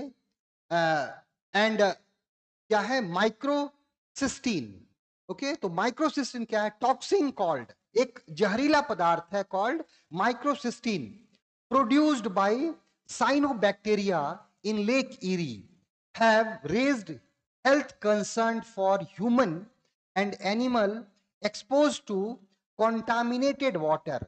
तो इसमें क्या बढ़ा है, टॉक्सिन यानी कि जहरीले पदार्थ में जहरीला, इसमें जहरीला पदार्थ कौन सा, माइक्रोसिस्टीन का, ठीक है, ज्यादा कंटेंट बड़ा है। और ये माइक्रोसिस्टीन होता क्या है, ये टॉक्सिन है, एक तरह से जहरीला पदार्थ है। कौन इसको प्रोड्यूस करता है? साइनोबैक्टीरिया, ठीक है, ब्लू ग्रीन एल्गी, जिसको साइनोबैक्टीरिया का एग्जाम्पल क्या है? ब्लू ग्रीन एल्गी, जिसको मैंने बताया algal Bloom, blue green algae. अब ये साइनोबैक्टीरिया प्रोड्यूस करता है, लेकिन जब अधिक मात्रा में प्रोड्यूस कर रहा है, अधिक मात्रा में क्यों प्रोड्यूस किया कर रहा है? बिकॉज ऑफ एल्गल ब्लूम, ठीक है, अर्थात एल्गी का अनियंत्रित विकास। और एल्गी का अनियंत्रित विकास क्यों हुआ है? तो बिकॉज ऑफ यूट्रोफिकेशन। यूट्रोफिकेशन क्या होता है? It is the process of enrichment of water bodies, okay, by which nutrients, किस न्यूट्रिएंट के, किस न्यूट्रिएंट से? तो आपको याद रखना है फास्फोरस, उस न्यूट्रिएंट में जिसमें फास्फोरस की मात्रा ज्यादा होती है और या नाइट्रोजन की मात्रा ज्यादा होती है। और खास करके ये कहां से आते हैं? तो फर्टिलाइजर जो हम यूज करते हैं खेतों में, तो फर्टिलाइजर से, फर्टिलाइजर जब डालते हैं तो बारिश होती है, तो उसी का पानी जो है फर्टिलाइजर में घुल जाता है फर्टिलाइजर, और वही बारिश का पानी जब तालाबों या झीलों में पहुंचता है तो क्या कर देता है? उस झील में क्या कर देता है? इन पोषक तत्वों की वृद्धि कर देता है। और वो पोषक तत्व जब वृद्धि हो जाता है तो किसका विकास ज्यादा होता है? एल्गी का, ब्लू ग्रीन एल्गी। और ब्लू एल्गी है क्या? ब्लू ग्रीन एल्गी तो साइनोबैक्टीरिया है। और जब अधिक विकास होगा तो उसमें क्या निकालेंगे? ये जहरीला पदार्थ निकालेंगे। और जहरीला पदार्थ क्या है? वो माइक्रोसिस्टीन, ठीक है। तो इस चीज को याद रखने हैं आप, ठीक है। Have raised health concern. अब चूंकि जब पानी टॉक्सिक हो जाएगा, और यह भी याद रखना है कि जल की गुणवत्ता की माप कैसे करते हैं? तो जल की गुणवत्ता की माप करते हैं ओडी, या जिसको हम डिजोल्व ऑक्सीजन कहें, नंबर 1, यानी कि जल में घुली हुई ऑक्सीजन की मात्रा। दूसरा है बीओडी, बायोलॉजिकल ऑक्सीजन डिमांड, ठीक है, बायोलॉजिकल ऑक्सीजन डिमांड, यानी कि बैक्टीरिया को कितना ऑक्सीजन चाहिए डिकम्पोज करने के लिए पदार्थों को। और तीसरा है सीओडी, केमिकल ऑक्सीजन डिमांड। तो ये 3 हैं, इन तीनों द्वारा जल की क्वालिटी को मेजर किया जाता है। जिस जल का बीओडी ज्यादा होगा उस जल में बैक्टीरिया ज्यादा होंगे, और उस जल का में डिसॉल्व ऑक्सीजन क्या होगा? कम होगा। क्योंकि बैक्टीरिया क्या कर देता है? जो भी पदार्थ आए हैं उसमें जल में, उसको सड़ा गला देता है, और सड़ा गला देने से क्या होता है? ऑक्सीजन का उपयोग करके वो सड़ा देता है, और जल में टॉक्सिक पदार्थ की मात्रा ज्यादा हो जाती है, ठीक है। तो जल की जो क्वालिटी है उसकी माप हम कैसे करते हैं? तो the quality of water of a reservoir or lakes or river is measured by dissolved oxygen. Second is biological oxygen demand, and third is chemical oxygen demand, okay. And if the water is containing, if the BOD is high, अगर BOD ज्यादा है तो आप समझ लीजिएगा उस जल में डिसॉल्व ऑक्सीजन यानी कि घुले हुए ऑक्सीजन की मात्रा क्या होगी? कम होगी। और वो जल जो होगा वो बहुत अधिक जहरीली हो जाती है, यानी कि और जो भी उस पर डिपेंडेंट होगा, ठीक है, वो जल प्रदूषित हो जाता है। और जो भी जानवर या ह्यूमन उस जल पर डिपेंडेंट उस जल पर से अपनी आवश्यकता की पूर्ति करते हैं, वो क्या है? They will trapped, they will face severe problems, उनको बहुत अधिक प्रॉब्लम होगी। और ये घटना लेक इरी की है। तो लेक इरी बार बार, lake eri, lake Tanganyika, India में भी आप देखेंगे रूप जो कुंड है वो लेक बहुत अधिक न्यूज में है, क्योंकि उसका साइज, उसका एरिया क्या है? कम होता चला जा रहा है। तो ये सब चीजें आपको याद रखनी है। चलिए अब देखते हैं कि आगे और क्या है। About Lake Erie, it is the 4th largest of the 5 Great lakes of North America. तो नॉर्थ अमेरिका के सारे लेक्स के बारे में आपको याद रखने हैं, ठीक है। स्लेव लेक है आपको कनाडा में, उसके बाद ग्रेट बियर लेक है, स्लेव सबसे ऊपर ग्रेट बियर लेक होगा, फिर स्लेव लेक होगा, फिर लेक आथाबास्का आएगा, फिर लेक रेंडियर आएगा, उसके नीचे आप लेक विनीपेग आएगा, विनीपेग, ठीक है। लेक आथाबास्का पर ही क्या है आपको? Lake Athabasca on the bank of lake Athabasca uranium city is located. कौन से सिटी? Uranium city. उसी तरह लेक विनीपेग पर विनीपेग सिटी लोकेटेड है, और लेक विनीपेग पर जो विनीपेग सिटी है, and that city is known as the wheat market of the world. दुनिया का गेहूं का बाजार कहा जाता है। इसके अलावा जो विनीपेग लेक है उसमें आपको सेस्केचुआन रिवर आके वाटर थ्रो करती है अपना। ठीक है, तो ये सब सारी चीजें हमने डिस्कस किया है, आप उसको जरूर देख लेना। ठीक है, forms a border between Canada and USA. ठीक है, fed by river like Detroit. कौन कौन सी नदी जाती है? डेट्रॉइट, और डेट्रॉइट इसी नदी के किनारे है, इरी नदी के किनारे, इरी झील के किनारे है। और डेट्रॉइट को क्या कहा जाता है?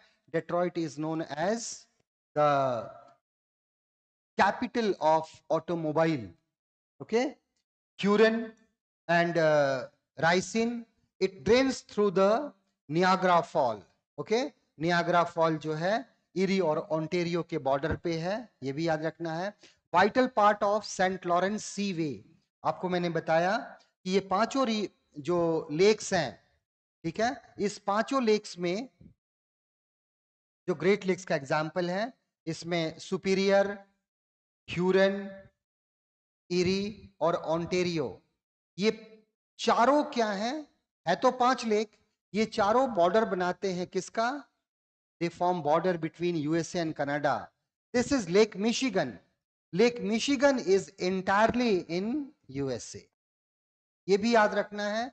यहां आपको डुलूथ मिलेगा, and you have to know about the cities which are located, जो इस पर हैं। ठीक है, यहां आपको एक कैनाल मिलेगा, ठीक है, जिसका नाम सू कैनाल है, आपको याद रखना पड़ेगा। Soo canal connects Superior and Huron को कनेक्ट करता है।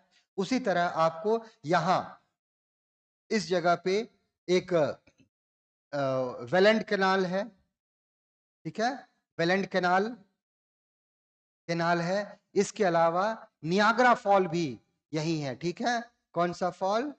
Niagara, NIAGARA। It is the world largest form, सबसे बड़ा फॉल है इन विड्थ।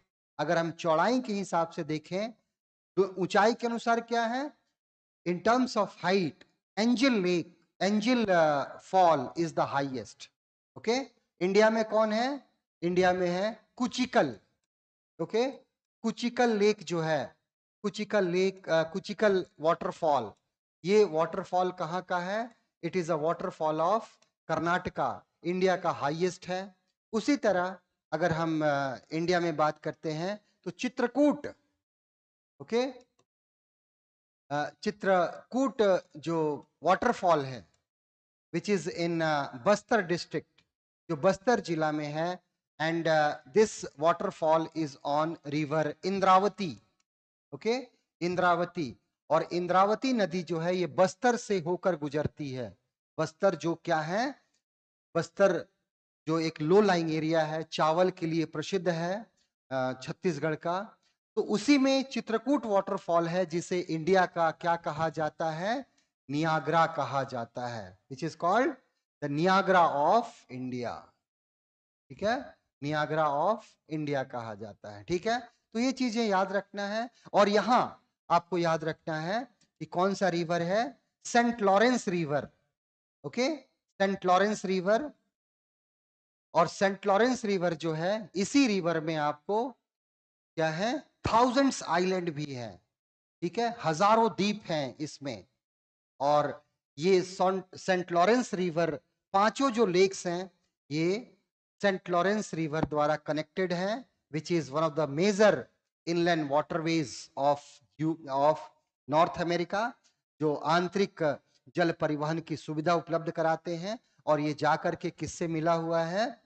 सेंट लॉरेंस की खाड़ी है, जो आपको अटलांटिक महासागर का पार्ट है, उससे जाकर के मिल जाता है। ठीक है, तो इसलिए लेक इरी अभी न्यूज में है बिकॉज ऑफ एल्गल ब्लूम। और एल्गल ब्लूम के कारण क्या हुआ है? वहां टॉक्सिन, टॉक्सिन, अर्थात जहरीले पदार्थ की मात्रा में वृद्धि हुई है। किसमें? लेक इरी में।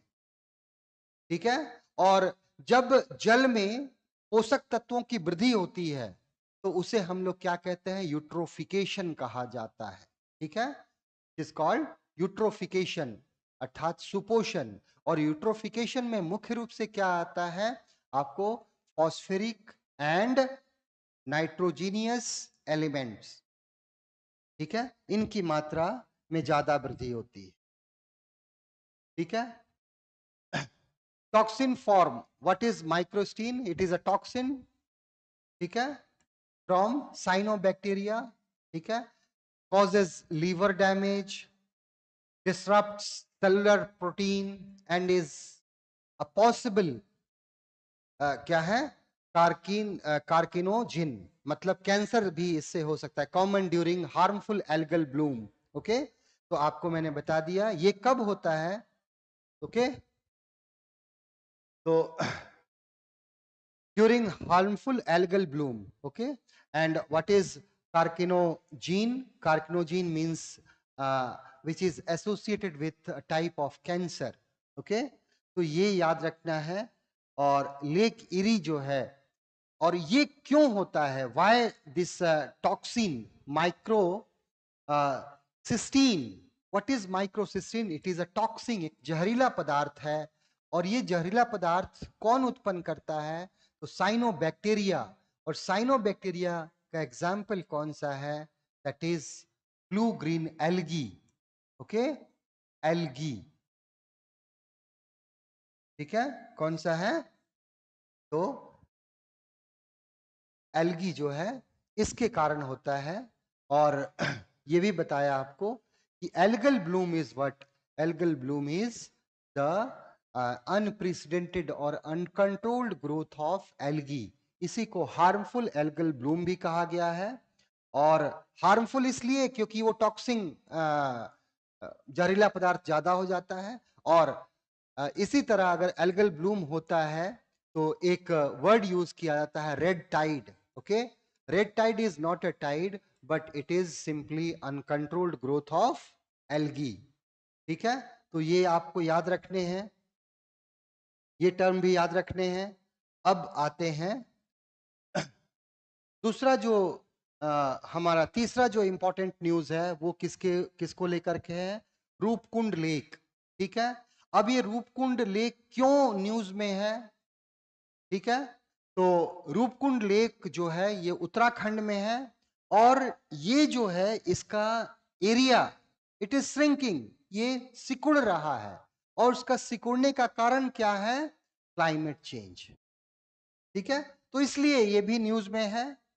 तो Roopkund lake, it is a lake of Uttar Pradesh, Uttarakhand का लेक है ये। And it is shrinking. ये क्या हो रहा है?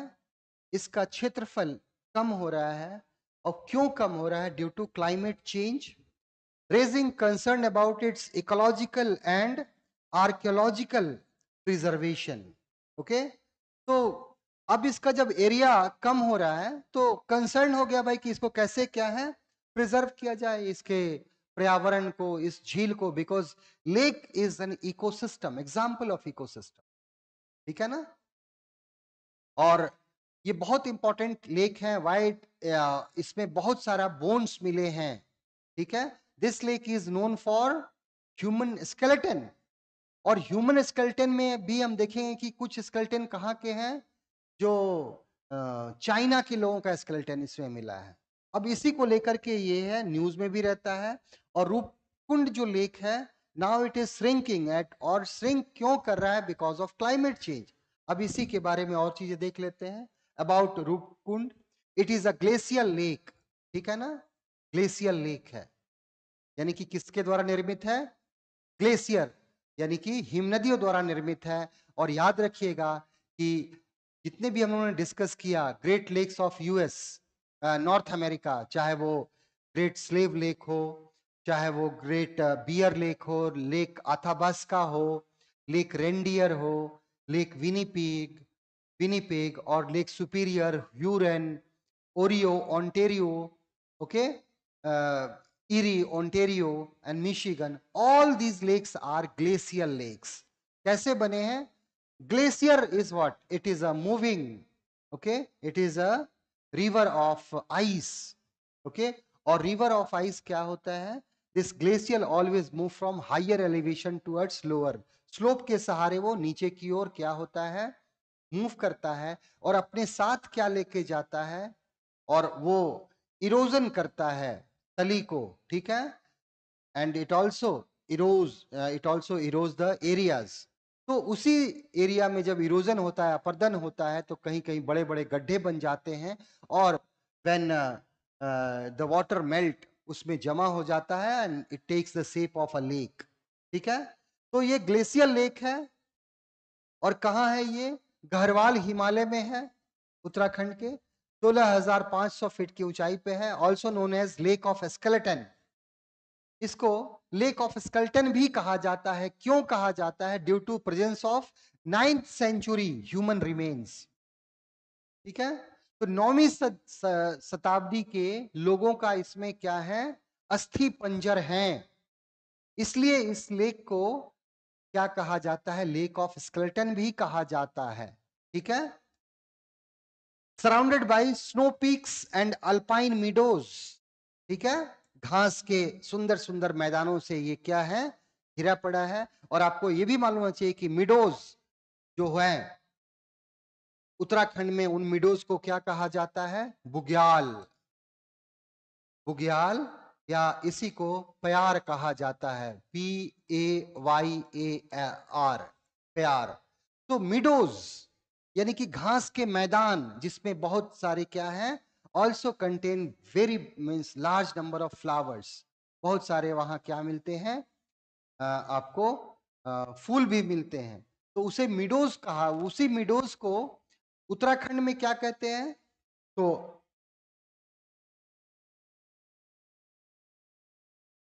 उत्तराखंड में उसको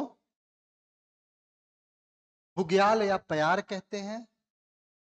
ठीक है, और जब आप कहाँ जाएंगे कश्मीर में, तो आपको वहाँ भी इस तरह के बहुत सारे मिडोज मिलते हैं. ठीक है, मैदान घास के मैदान मिलते हैं. ठीक है, और तो मिडोज जो हैं ये क्या है? बड़े बड़े घास के मैदान हैं जिसे आप लोग क्या कहते हैं? बुग्याल या प्यार कहा जाता है. कहाँ? उत्तराखंड में. और जो ये लेक रूपकुंड है, ये किस लिए न्यूज में रहता है? क्योंकि यहाँ बहुत अधिक क्या है? आपको स्केलेटन मिला है. ओके, ठीक है, तो बहुत अधिक स्केलेटन, 9th सेंचुरी का स्केलेटन मिला है. ठीक है, और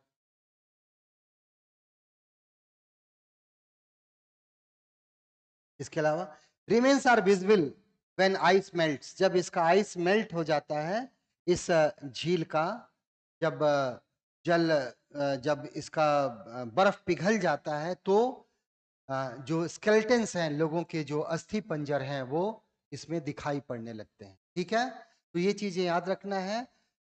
Roopkund lake, it is a lake of Garhwal Himalaya of Uttarakhand. And this lake is shrinking in its sizes. It is shrinking. इसका साइज छोटा हो रहा है. और साइज क्यों छोटा हो रहा है? इसका साइज इसलिए छोटा हो रहा है क्योंकि इसका साइज छोटा हो रहा है. This is because of climate change. ठीक है, तो जलवायु परिवर्तन के कारण इसका साइज छोटा हो रहा है. ठीक है, तो याद रखना है आपको ये. The mystery. Skeleton have preserved flesh with varying genetic background. Okay? जो skeleton है इसमें अभी भी preserved flesh, उसमें मांस के टुकड़े लगे हुए हैं with varying genetic background. और जो skeleton है वो अलग अलग क्या है? जीन्स के हैं. In a 2009 study suggests that death occurred over 1000 years, not in a single event. यहाँ जो लोग मरे हैं और जिनकी हड्डियां हैं वो जो है डेथ अकर्ड ओवर 1000 ईयर्स, 1000 सालों में यहाँ लोग मरे हैं और उनकी हड्डियां हैं, not in a single event. और जो है ये हड्डियां हैं वो किसी एक समय में ही नहीं लोगों के डेथ होने से हुआ है, यहाँ स्टोर हुआ है। तो large number of skeletons are found in this lake and the skeletons belongs to not a single event. It is means the skeleton जो है, the skeletons are not because of the death of large number of people at a particular time. ठीक है, यानी कि लोग जो हड्डियां यहां से मिली हैं, मनुष्यों की जो हड्डियां मिली हैं, वो किसी एक समय में लोगों के मरने से नहीं हुई है। ऐसा नहीं कि कुछ लोग गए और कोई स्नोफॉल या कुछ ऐसा हो गया, लोग उसी में दब के मर गए, ऐसा नहीं है। पिछले 2019 में जो स्टडी किया गया है वो ये बता रहा है कि पिछले 1000 सालों में कई मौकों पर यहाँ क्या हुआ है, डेथ हुए हैं। ठीक है, डेथ्स अकर्ड ओवर 1000 ईयर्स। यहाँ जो मृत्यु हुई है लोगों की जिनकी हड्डियां हैं, उनकी मौत 1000 सालों में हुई है और किसी एक इवेंट में नहीं हुई है, अलग अलग समय पर अलग अलग मृत्यु हुई है। और वही क्या है, हड्डियां इसमें है। ठीक है, इंडियन। अब उसके बाद नेक्स्ट जो हमारा न्यूज है वो किसके बारे में है, renewable energy capacity crosses 2200 gigawatt. ये अभी न्यूज में है। ठीक है, अक्टूबर 10 2024 का है। तो ये न्यूज भी बहुत इंपॉर्टेंट है, आपको याद रखने हैं। ठीक है, जो हमारा रिन्यूएबल एनर्जी कैपेसिटी है, ठीक है, रिन्यूएबल मतलब है नवीकरणीय ऊर्जा के जो स्रोत हैं, वो कितना उनका उत्पादन हो गया है, वो क्रॉसेस 200 गीगावाट। तो क्या न्यूज में है देख लेते हैं। India total renewable energy capacity, यानी कि भारत में नवीकरणीय ऊर्जा की जो क्षमता है, has surpassed 200 gigawatt milestone as of October 10 2024। 10 अक्टूबर 2024 को जो रिपोर्ट आई है उसके अनुसार हमारी जो नवीकरणीय ऊर्जा की जो क्षमता है वो 200 गीगावाट को क्या कर गई है, पार कर गई। ठीक है, नाउ कंट्रीब्यूटिंग, कितना कंट्रीब्यूट कर रहा है, 46.3% of the Nations total installed electricity capacity. Bharat में अभी बिजली उत्पादन करने की क्षमता कितनी है, तो 452.69 गीगावाट। ठीक है, तो टोटल इंस्टॉल्ड कैपेसिटी यानी कि कुल क्या है, इलेक्ट्रिसिटी, कुल बिजली उत्पादन क्षमता, कैपेसिटी कितनी है भारत का, तो याद रखना है डाटा 452.69 गीगावाट है, जिसमें से 46.3% हम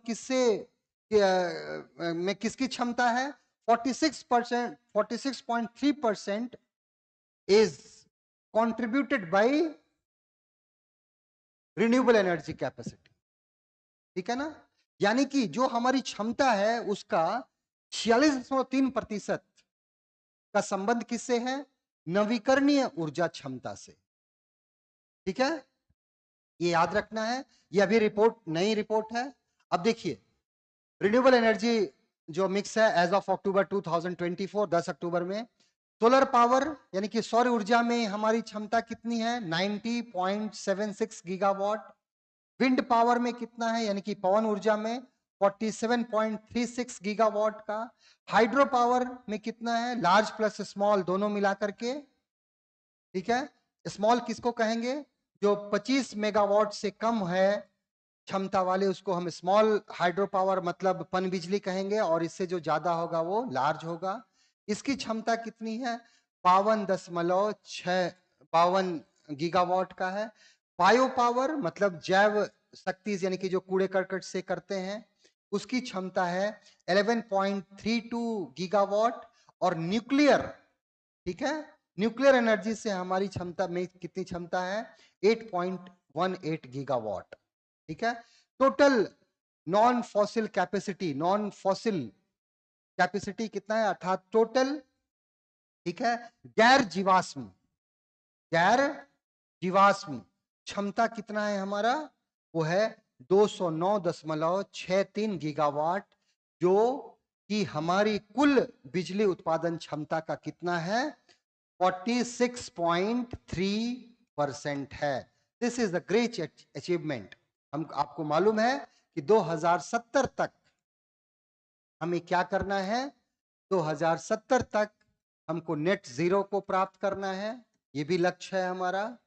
और 2030 तक ये लक्ष्य रखा गया है कि हम 500 गीगावाट क्या करें, नॉन फॉसिल इलेक्ट्रिसिटी का उत्पादन करें, अर्थात 500 गीगावाट ऊर्जा हम किससे उत्पादन करें, नॉन रिन्यूएबल एनर्जी रिसोर्स से, ठीक है।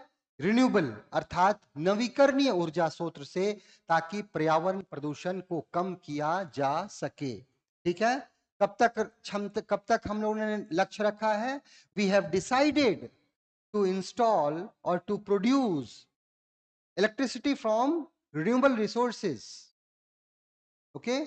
हाउ मच, 500 गीगावाट बाय 2030, यानी कि 2030 तक, 2030 तक हम लोगों ने क्या निर्णय लिया है कि हम अपने जो नवीकरणीय ऊर्जा स्रोत हैं, जो नवीकरणीय ऊर्जा की जो क्षमता है, उसको कितना ले जाएं, उसको 500 गीगावाट करें। और अभी कितना है, तो 209.63 गीगावाट है।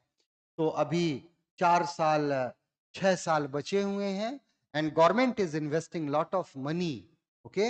And government is not only investing, but government is also involve in many scientific program to invent or to discover new techniques to harness solar energy, wind energy, okay, and that also otic energy, okay, otic, okay, ocean thermal electric converter, ocean से जो हम लोग energy लेते हैं, temperature difference of water, ठीक है ना, उससे। तो एट प्रेजेंटली हमारी क्षमता जो है, किससे, नवीकरणीय ऊर्जा स्रोत से बिजली प्राप्त करने की जो क्षमता है, वो कितना है, 209.63 गीगावाट है। कुल क्षमता हमारी कितनी है, तो 452.69 गीगावाट है। और इसमें हम लोग कितना कर चुके हैं, 46.3% हिस्सेदारी किसकी है, नॉन रिन्यूएबल एनर्जी रिसोर्स की, यानी कि गैर परंपरागत। और अगर देखा जाए तो top states in renewable energy capacity, सबसे ज्यादा कैपेसिटी किस क्षमता, यानी कि नवीकरणीय ऊर्जा क्षमता किस राज्य में सबसे ज्यादा है, तो यहां यह भी याद रखना है, Rajasthan has the largest capacity with a 29.98 gigawatt. Second is Gujarat, 29.52, almost neck to neck fight चल रहा है। Then Tamil Nadu 23.70 gigawatt, third position पे है, एंड फोर्थ कर्नाटका। तो these two states are fighting with each other, Tamil Nadu and Karnataka southern states, और ये western states है India के, Gujarat and Rajasthan. These two states are fighting to achieve the top position. तो यहां याद रखते हैं आपको, ये हमारे राज्य विशेष की क्षमता है, जिसमें कि पहला स्थान किसका है, राजस्थान का, दूसरा गुजरात का, तीसरा तमिलनाडु का, और चौथा कर्नाटका का, किसमें, रिन्यूएबल एनर्जी रिसोर्स में, ओके। तो चलिए, ये रहा की स्कीम एंड इनिशिएटिव्स कौन कौन सा है। टारगेट है हमारा कितना, 500 गीगावाट, कब तक, फ्रॉम नॉन फॉसिल सोर्सेज, यानी कि हमको किससे, रिन्यूएबल एनर्जी से कितना लेना है, 500 गीगावाट, कब तक, 2030 तक। फ्लैगशिप मिशन कौन सा है, प्रधानमंत्री कुसुम, इस योजना के तहत हम क्या देते हैं, power driven, solar power driven machines देते हैं to take water for irrigation के लिए। नेशनल ग्रीन हाइड्रोजन मिशन है, पीएम सूर्या घर है, PLI schemes for solar PV model के लिए है, waiver of interest transmission charges for renewable projects. अगर कोई रिन्यूएबल एनर्जी पर कोई प्रोजेक्ट लगा रहा है, उस पर बहुत सारे उसको क्या मिलेंगे, इंटरेस्ट मिलेंगे लोन पर। Viability gap funding for offshore wind 1 gigawatt in Gujarat and Tamil Nadu, fund सरकार भी देगी, प्राइवेट सेक्टर वो है आपको।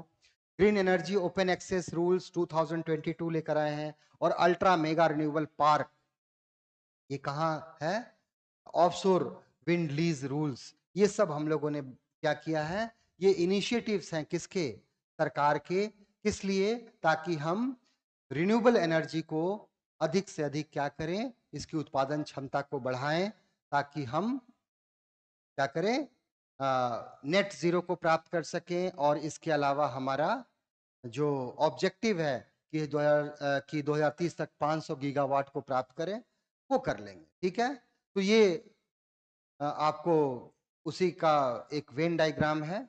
ठीक है, तो सबसे ज्यादा किसका है, सोलर पावर का है, 45.19% है। ठीक है, सोलर पावर का किसमें, रिन्यूएबल एनर्जी में। सेकंड रैंक किसका है आपको, सेकंड रैंक है आपको आपको विंड पावर का 23.59% है, एंड देन हाइड्रो पावर का है 23.3 करके है, एंड देन बायो पावर 5.6 है, स्मॉल हाइड्रो पावर 2.5 है। तो ये एक हमारा क्या है, एक आपको एक चार्ट के द्वारा इसको बताया गया है।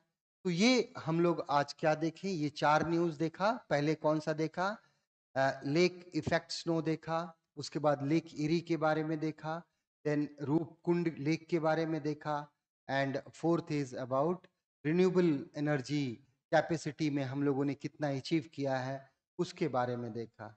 ठीक है, तो चलिए आज हम लोग क्लास यहीं समाप्त करते हैं। In next class we will come with a new topic. Okay, definitely the next class will be of economy, तो आप देखिए और इसका लाभ उठाइए। ओके, तो I am going to wind up this class, खत्म करने जा रहा हूं आज की क्लास। Okay, good bye and take care.